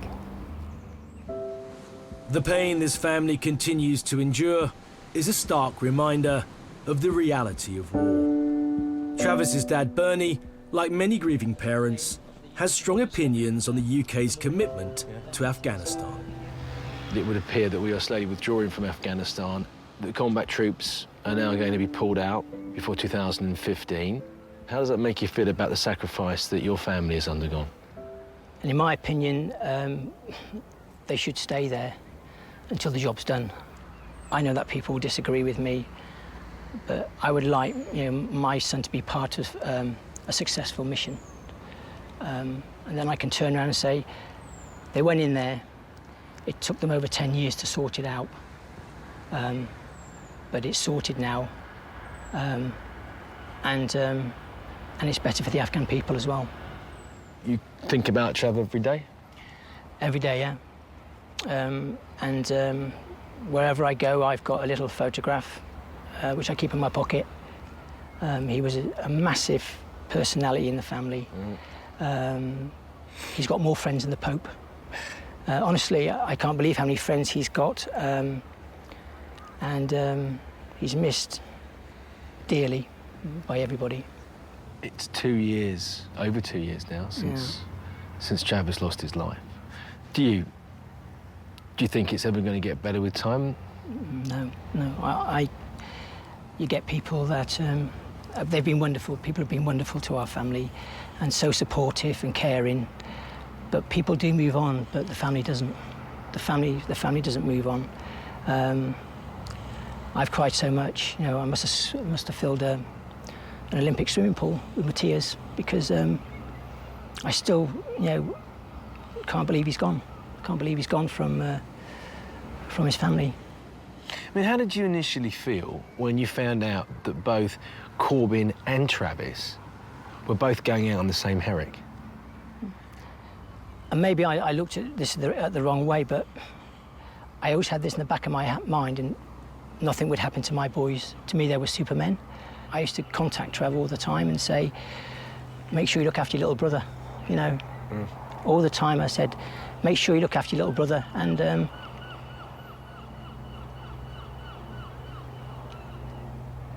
he did, but he didn't come back.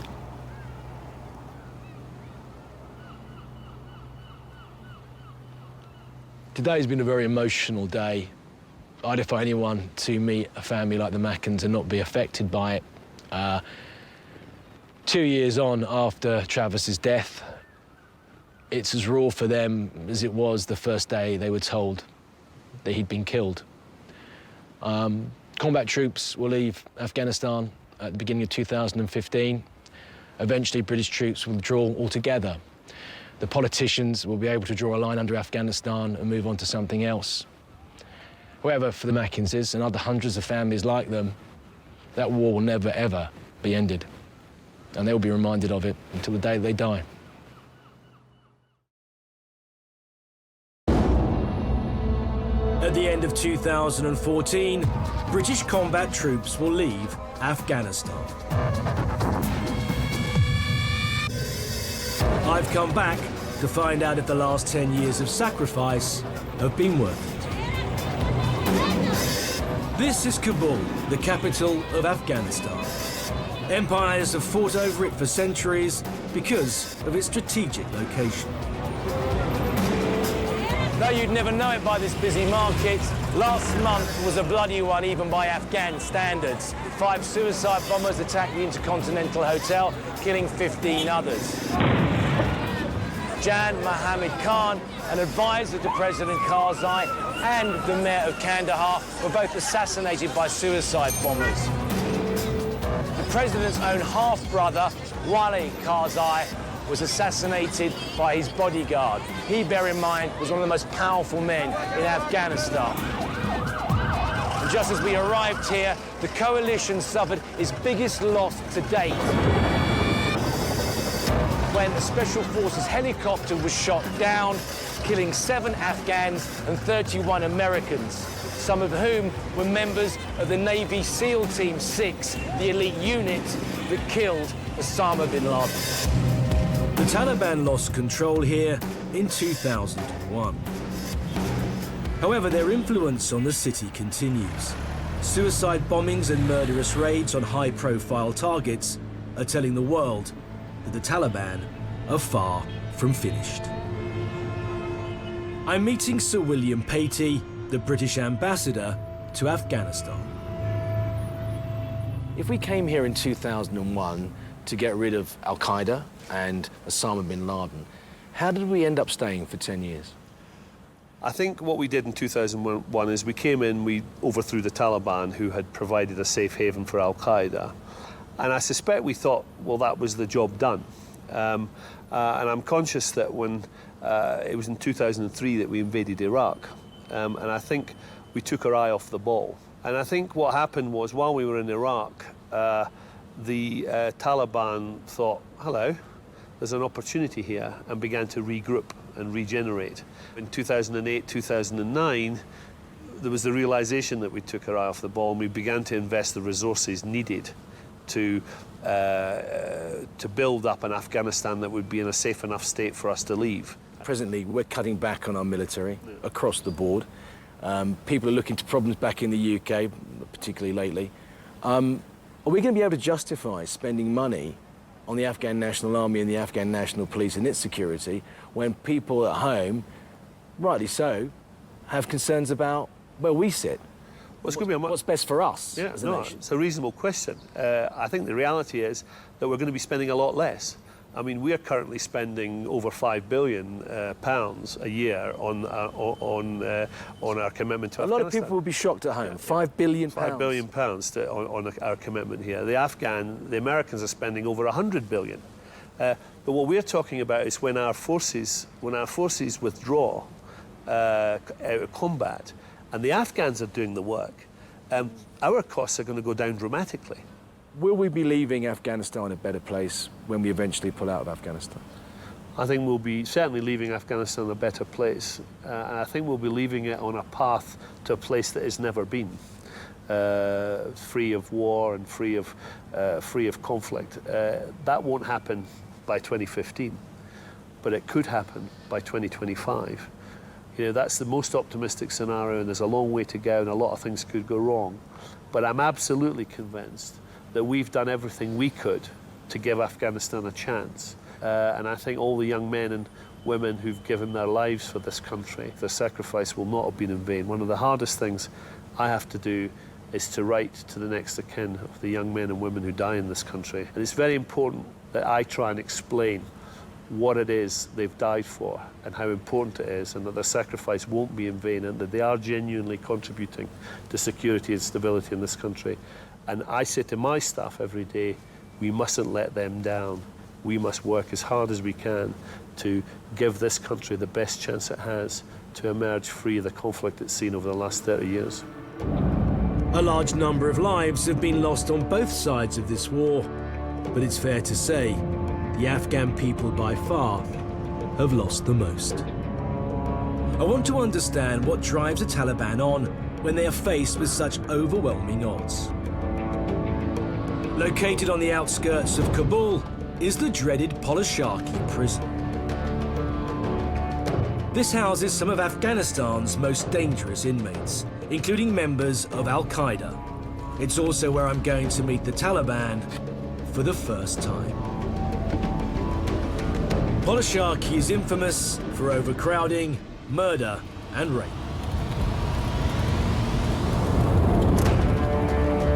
It's alleged that during the communist era, 27,000 political prisoners were tortured and murdered here. More recently, the Taliban have organized terror cells from behind its bars. The new Governor, General Bazoudi, was appointed to bring order to this prison that is heavily overcrowded with 6,000 inmates. This is just a small example of the drugs that come into Sharkey. They're being brought in for use by the inmates, is that correct? خب بسیار خوب گفتن نمیتونیم که کار خوب به خاطر که هنوز هم وجود داره، ولی ما کوشش میکنیم که به عزمی کوشش میکنیم که جلو وزیر بگیریم. متاسفانه که نه تنها ایران کسایی که مثلا پیوازهای فامیل اعضای فامیل بعض از منسوبین ما هم Did the Taliban take drugs? خدا نشان بدن که مردمای بسیاری چی هستن و اکثریتشان از این مواد استفاده نمیکنن. اکثریت میخوان که حیثیت رهبری را داشته باشن و مردم از اونا پیروی. And does that happen? Do they recruit inside this prison? Do they get people to come on side? به صفت رئیس مابس پلچرخی و خینا تا ماش میدادن برای مردم 5,000 افغان. هر کسی که نو میامد خود از اونا بگو محاکمه داشتن، با یک از حکم اعدام میگفتن. محاکمه چیز داشتن، یک گروه نه منکر میگن چی میگن. اگر کتشان میامد 5,000 ماش می، اگر نمیرفت امرشان در گروه باز یک چیزی را بانه میکرد، بازو را میگیره با امرشی باز دور میزدشانه. So basically this is electrical cabling that's been split open, so it's got very sharp edges to it. I can't imagine what it must be like to have the full force of a man hitting you with that. Corruption and intimidation is still a major problem. In April 2011, around 500 prisoners escaped from a Kandahar prison, many of them Taliban. Security forces have said they could only have escaped with help from the inside. C'est ma passe. Just show my pass again. So which bit of the prison is this? این بلاک اول ماست بگو اشتیم شعبه که سلام علیکم دگروال چه باقی خان قماندان بلاک اول است بگو. And what kind of prisoners are in the block one? متاسفانه بگو قسمی که پیشتر شما گفتین که ما در بلاکای ما تحت ترمیم است جای کافی نداریم فعلا تمام کاتگوری محبوسین در اینجا هسته. How many in a cell? در یک اتاق از 8 تا 10 نفر می باشه. And how big are the cells? نه اتاقش طول ارزش 3 در 4 است. 4 meters by 3 meters and you get 8 men in there. Very confined. در بلاک 612 نفر ما تو بلاک دوم ما 2050 نفر دارم امروز. The authorities had granted us permission to film in the cells, but at short notice, the governor refuses us entry. In an unstable country where the rules change daily, this comes as little surprise. Nobody's allowed to film inside the blocks and nobody's allowed to film inside. Right. After lengthy negotiations, we come to a compromise. The governor allows us to speak to the Taliban prisoner in a secure compound. You're a member of the Taliban, is that correct? Oh, Taliban. So how did you end up here? ما باندې دا ستا مخالفت د حکومت کړی د حکومت سره جنګېدلی او د غټ قمندان په لوګر کې خو ما باندې ثبوت یې پیدا کړی نه ده. As a Taliban, do you think that Mullah Omar will control this country at one point, one day? ولې نه استعداد یې ما لري او کولی شم چې یو ډېر اکثریت چې موږ ته څومره معلومات ده د ده طرفدار خلک دي د ده باندې راضي خلک دي نو بالکل کولی شي. Don't you think a lot of people, particularly in places like Kabul, are too westernized now that they'll never accept extreme Sharia law and go back to things like swift justice? نیست ایجاد وجه دا چې دا ملک اسلامي ملک ده دی کې به د اسلام قانون چلیږي او که دا یې دوی کومه خبره کوي چې اطلاع صلاح کېږده او موږ ته قانون ومنه دغه ته تسلیمېدل وایي نو هغه به هغه چاته دا ویل کېږي چې هغه ډېر کمزوري اوس طالبان کمزوري نه دي یقیني ډېر په زور کې دي ورځ په ورځ تاسو ته د لږ معلومیږي ضرور کېږي. Where is their strength? Do you think because they're not going anywhere or because do you think they have the backing of the majority of the people? دې کې دوه خبرې دي یو دا ده چې دوی خو که جنګېږي نو په عقیده باندې جنګېږي دې کې شک نشته ملي اردو کې جنګېږي هغه شاید د تنخوا لپاره به جنګېږي او بله مسله موږ ته خپله معلومیږي اوس مثلا د لوګر ولایت ده نور او بل عام خلک اوس طالبانو سره ولاړ دي وجه یې دا ده چې سخت په تنګ سوي دي دې خلکو مجبورې دي. Haven't the Afghan people suffered enough? What about the suicide bombers and the IEDs? دې کې شک نشته دا خو طالبان هم دا مینونه هم ښخوي ځانمرګي بریدونه هم کوي خو جنگ ده نو جنگ کې طبعا دا شیاني. After 4.5 years of coming out here and seeing young men die on the battlefield and lots of Afghan nationals die, it was quite odd for me to come face to face with the Taliban, the people who are responsible for killing lots of young men that I've met. They have time on their side, they're not going anywhere. They're dedicated. I think they have a point that, you know, members of the Afghan National Army are there because they're paid rather than because they're fighting for a cause. After spending such a short time with the Taliban, it's difficult to come to any definite conclusions. However, their beliefs, commitment and their faith are such that I believe they will never give up the fight. Afghanistan has changed dramatically since the Taliban lost power here in 2001. The days when women would be punished or even abused for walking on their own are long gone. However, the lurking fear that the Taliban could return is ever present. Habib, a local journalist, gives me an insight into the feelings of the people of Kabul. I'm especially worried about my 3 sisters. I have 3 young sisters. I was planning to go abroad and study, but I changed my plans as soon as I heard the 2014 deadline, because I remember what happened to women during the first Civil War era in the 90s. I can tell you a story. I was very young at the time, and I was playing with a bunch of kids in my neighbor's house, and suddenly a group of militias broke into our neighbor's house, and they handcuffed him and put him in a room, and then they brought his young daughter and his wife, and they gang raped them, and they forced him to watch it. And the next morning, before dawn, he left the neighborhood without taking anything with him. He took his family, only his family with him, and we never heard from him back. And later, somebody told us that his daughter committed suicide. But who knows, maybe his father has killed her, because that happens a lot. After a girl is raped, she's either killed by her brother or by her father.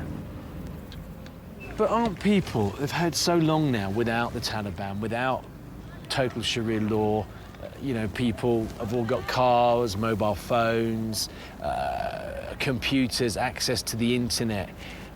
Music, I mean, that would be outlawed if the Taliban controlled this country again. Do you really think that young people will allow that to happen? Well, I don't think that most of the new generation of Afghans will stay in the country. They will definitely flee to either to the neighboring countries, or they will illegally go to Europe and the United States.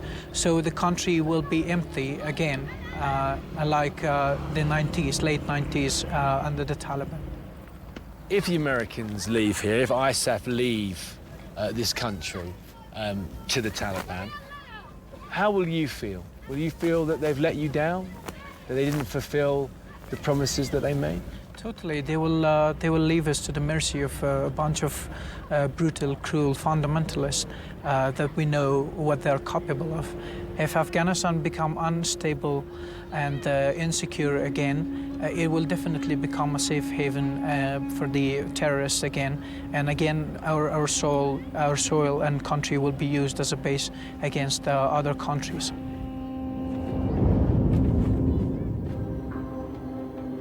Despite his concerns, Habib has connections with the Taliban. He's arranged for me to meet with the main spokesman of its political wing.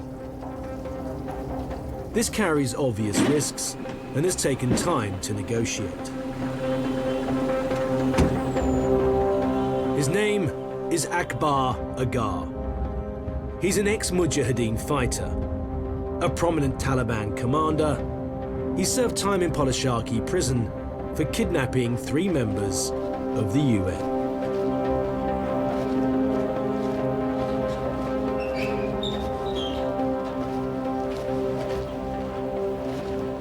What now are the objectives of the Taliban in terms of this country?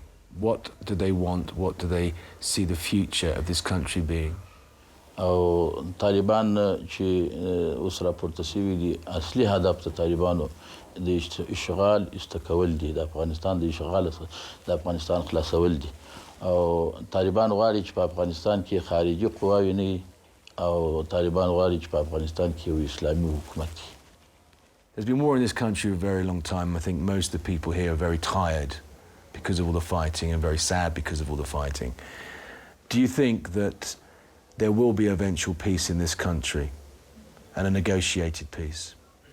دا به حتما راځي که طالبان راغلي دي او که نور څوک راغلي دي هغه د ملت په ملاتړ باندې راغلي دي ملت ملاتړ کړی دي.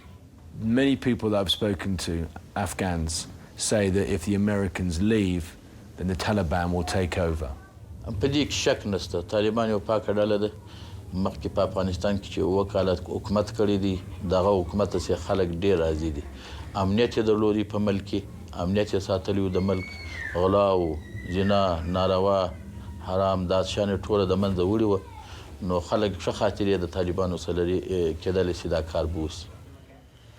And will it go back to being the same regime, even though people have got used to now, you know, the schooling of women and the changing of certain areas of dress? Women are now in the army and the police. Will those things happen under the Taliban regime, or will it go back to the way it was? اورالو د شذو حقوق ته موږ د شذو حقوق طالبان هم د شذو د حقوق مخالف نه دي خو د شریعت په چوکاټ کې او ټول افغانان چې دي هغه د شریعت په چوکاټ کې په افغانستان کې د شذو حقوق غواړي او د حقوق دار چې خپل اصطلاح ده د حقوق موږ د شذو نه غواړو زما خپل نظر دستی او نه طالبان غواړي نه نور افغانان غواړي چې هغه د خارجانو رقم لکه په خارج کې کیږي. Why do you think all these foreigners are in your country then? Why is ISAF here? Why are the United States in your country? چې دونی موضوع نه و د افغانستان چې هغه امریکایان راله دلته او هاون تلفات چې په امریکا کې رسولي او د ونې په سواو تلفات په افغانستان کې ورسېدي او نور به هم راځي ملک در بدر سو ټوک ټوک سو نو زه فکر کوم چې زما په فکر باندې دا به د دوی راتګ دا زه خپل نه قانوني بولم او نه د افغانستان دپاره فایده بولم بلکې د افغانستان په ضرر بولم. طالبان د افغانستان خلک دي او خارجان نه دي او طالبانو کې اکثر هغه خلک دي چې د افغانستان په جبهو کې مجاهدین وو افغانستان نیولې دي د زندانونو د خلکو د تکلیفو د ظلمو څخه خلک خلاص کړي دي د افغانستان خلک او نه پردي خلک دي نه بل څوک دي د افغانستان خلک دي په مدارسو کې تعلیمونه کړي دي په مدرسو کې تعلیم کړي دي او اسلامي تعلیم یې کړي دي او خداس خلک دي. Akbar Aghar's vision of a future Afghanistan seems to me to be in direct conflict with the views held by most modern Afghans. While they all long for a corrupt, free, stable and peaceful country, it's doubtful that the majority would suffer the strict regime the Taliban has to offer.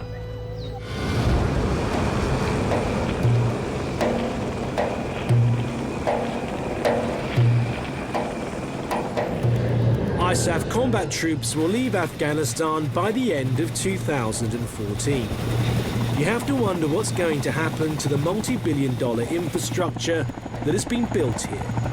Camp Bastion, which has grown out of the desert, is now the size of Reading and still growing. After a 2.5-month gap, I'm on my way back to meet the men of Whiskey Company 4-5 Commando. When I was with them last, they'd adopted a population-centric approach to defeating the Taliban. By gathering local information and using high-tech surveillance equipment, they were able to pinpoint, locate and remove high-ranking members of the Taliban. I want to find out how successful this new tactic has been and whether counterinsurgency can ever be truly effective unless it has the total backing of the local population.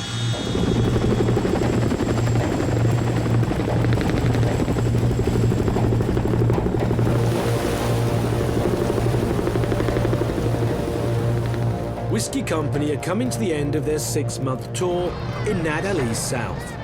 Thankfully, no one has been killed or injured during their time here. It's great to be back amongst friendly faces, but it's very clear everyone's looking forward to going home. Right. Hey, Ross. It's nice and cool in these at night, though. Yeah. Yeah, it'll be super right. So, get your kit off, get it sorted, and then, as in, get your kit off the wagons rather than get your kit off. The village of Zargan Calais is testament to the success of Whiskey's time here. It's now a relatively secure area, and its school is at long last being rebuilt. This is a school, or what's left of it, at Zargan Calais. It's been destroyed twice, blown up by the Taliban twice. The meeting that occurred today, the Shura, has hopefully secured the fact that this will now be built with government money and it will be demolished, what's left of it, with ISAF money. But for me, anyone that's involved in this project is a very brave person, because even if you're helping to demolish it, whether you're going to come and teach in it, or even if you're going to attend it as a student, you will run the risk of losing your life at the hands of the Taliban. This is head teacher, another teacher here, yeah? These are very brave men to come back and teach at this school in view that the Taliban may come back and stop the school from operating again. Yes, Zargun Kale village have security. They are very happy to teach. They are coming to high school. تیر کال موږ مکتب شروع کړی او څلور کاله مخکې یو معلم به د امځکه باندې وویشتل شو دلته تقریبا ساعت کې دوه نفره موټرسایکل والا راغله یو معلم یې دلته وویشتی ځای په ځای دوه موټرسایکل والا ولاړل څلور کاله مخکې. Are you not worried as a teacher here now that might happen again to you? نه اوس په امنیت برابر دی نه حساب قواوي شاوخوا پرتې دي هلته خو هېڅ شی هم نه و هلته نه پولیس و نه حساب و نه بل څه و څوک هر څوک تله و راتله تلی و راتلی شوی. What does he think about the Taliban wanting to destroy education for young people? د دې دپاره چې طالبان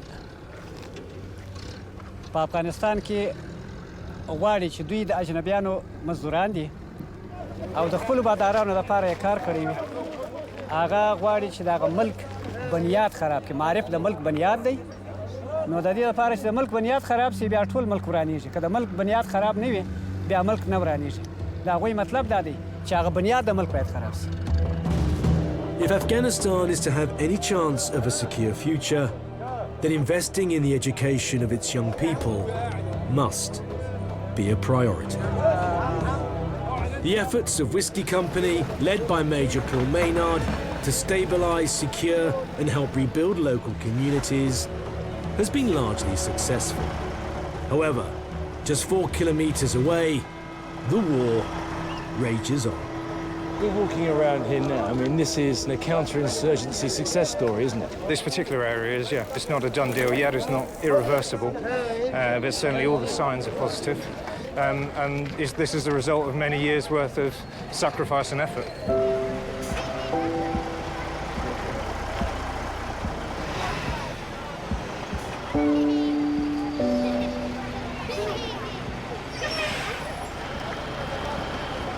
Do this sort of thing until you've established security.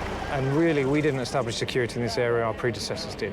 What we've done is ensure that the campaign momentum of building on that security and bringing development and bringing hope to the local population, focusing on them rather than focusing on the increasingly weakening enemy.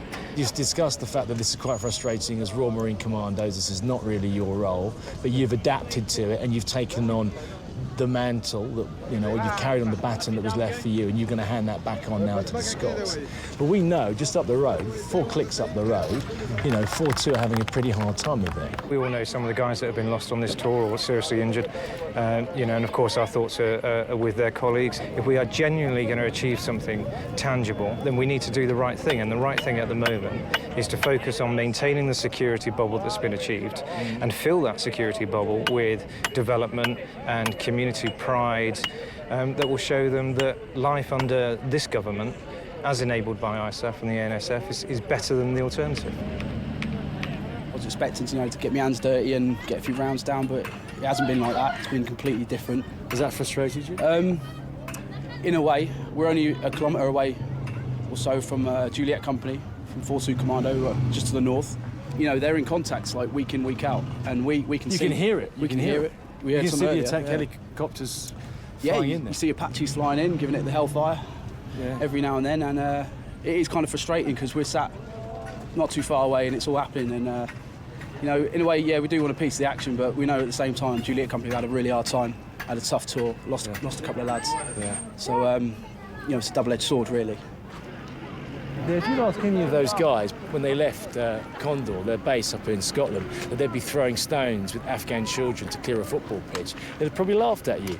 Most of them were expecting young children to be throwing something very different at them.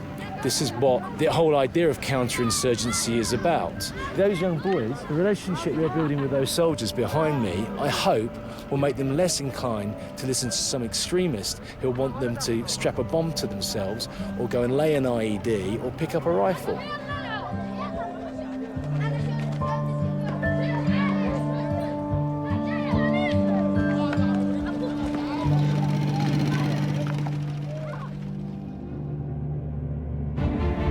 The devastating war in Afghanistan has been ongoing for the last decade. I first came here in 2007. I wanted to find out what it was like for a young British soldier fighting on the front line in a 21st century war. We're now fixing bayonets. We're actually going to get involved now. It's hard to explain the first time I came under enemy fire. What's that? That's fucking... George! But each and every time it happened, one thing's for sure, it's terrifying. Fight! Get down, get down! Ross! Stay on the track! The heart-stopping moments.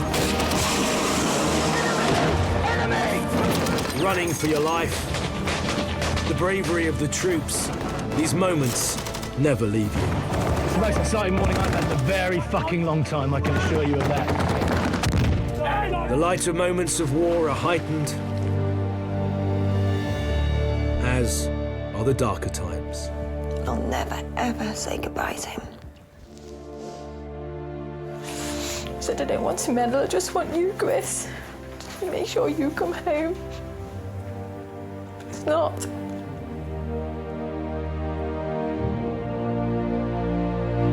One thing is very clear. This war has cost countless lives and cost billions of dollars. The legacy of this conflict will stay in the minds of many for decades to come.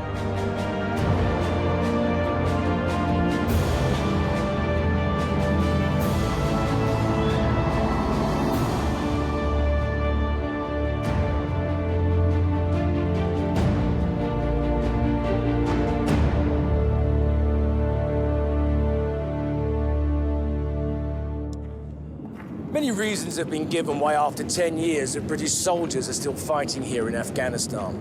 They range from defeating al-Qaeda to preventing the Taliban from taking power to the stabilization and reconstruction of a country in ruins after years of conflict.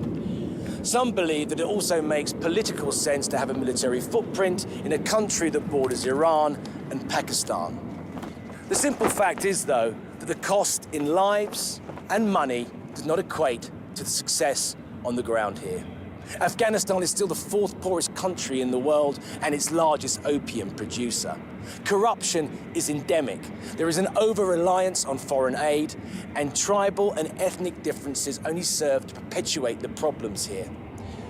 At the end of 2014, British troops will cease combat operations, though some will remain on the ground in an advisory role. Undoubtedly, the Afghan National Army will continue to rely on air and ground support from NATO forces for the foreseeable future. The Taliban have stated that they will not give up their jihad until the last foreign soldier leaves this country. I believe that if there is ever to be some kind of peace or stability in this country, that it will only be brought about through a political solution, and that will require the involvement not only of Afghanistan's neighbors, but its tribal elders, the Taliban themselves, and most importantly, the will of its people. In the years that I've been coming out here, one thing has remained continuous, and that has been the professionalism, the courage, and the tenacity of the British soldier. I only hope that in years to come, the sacrifices made by them and their families will not be forgotten.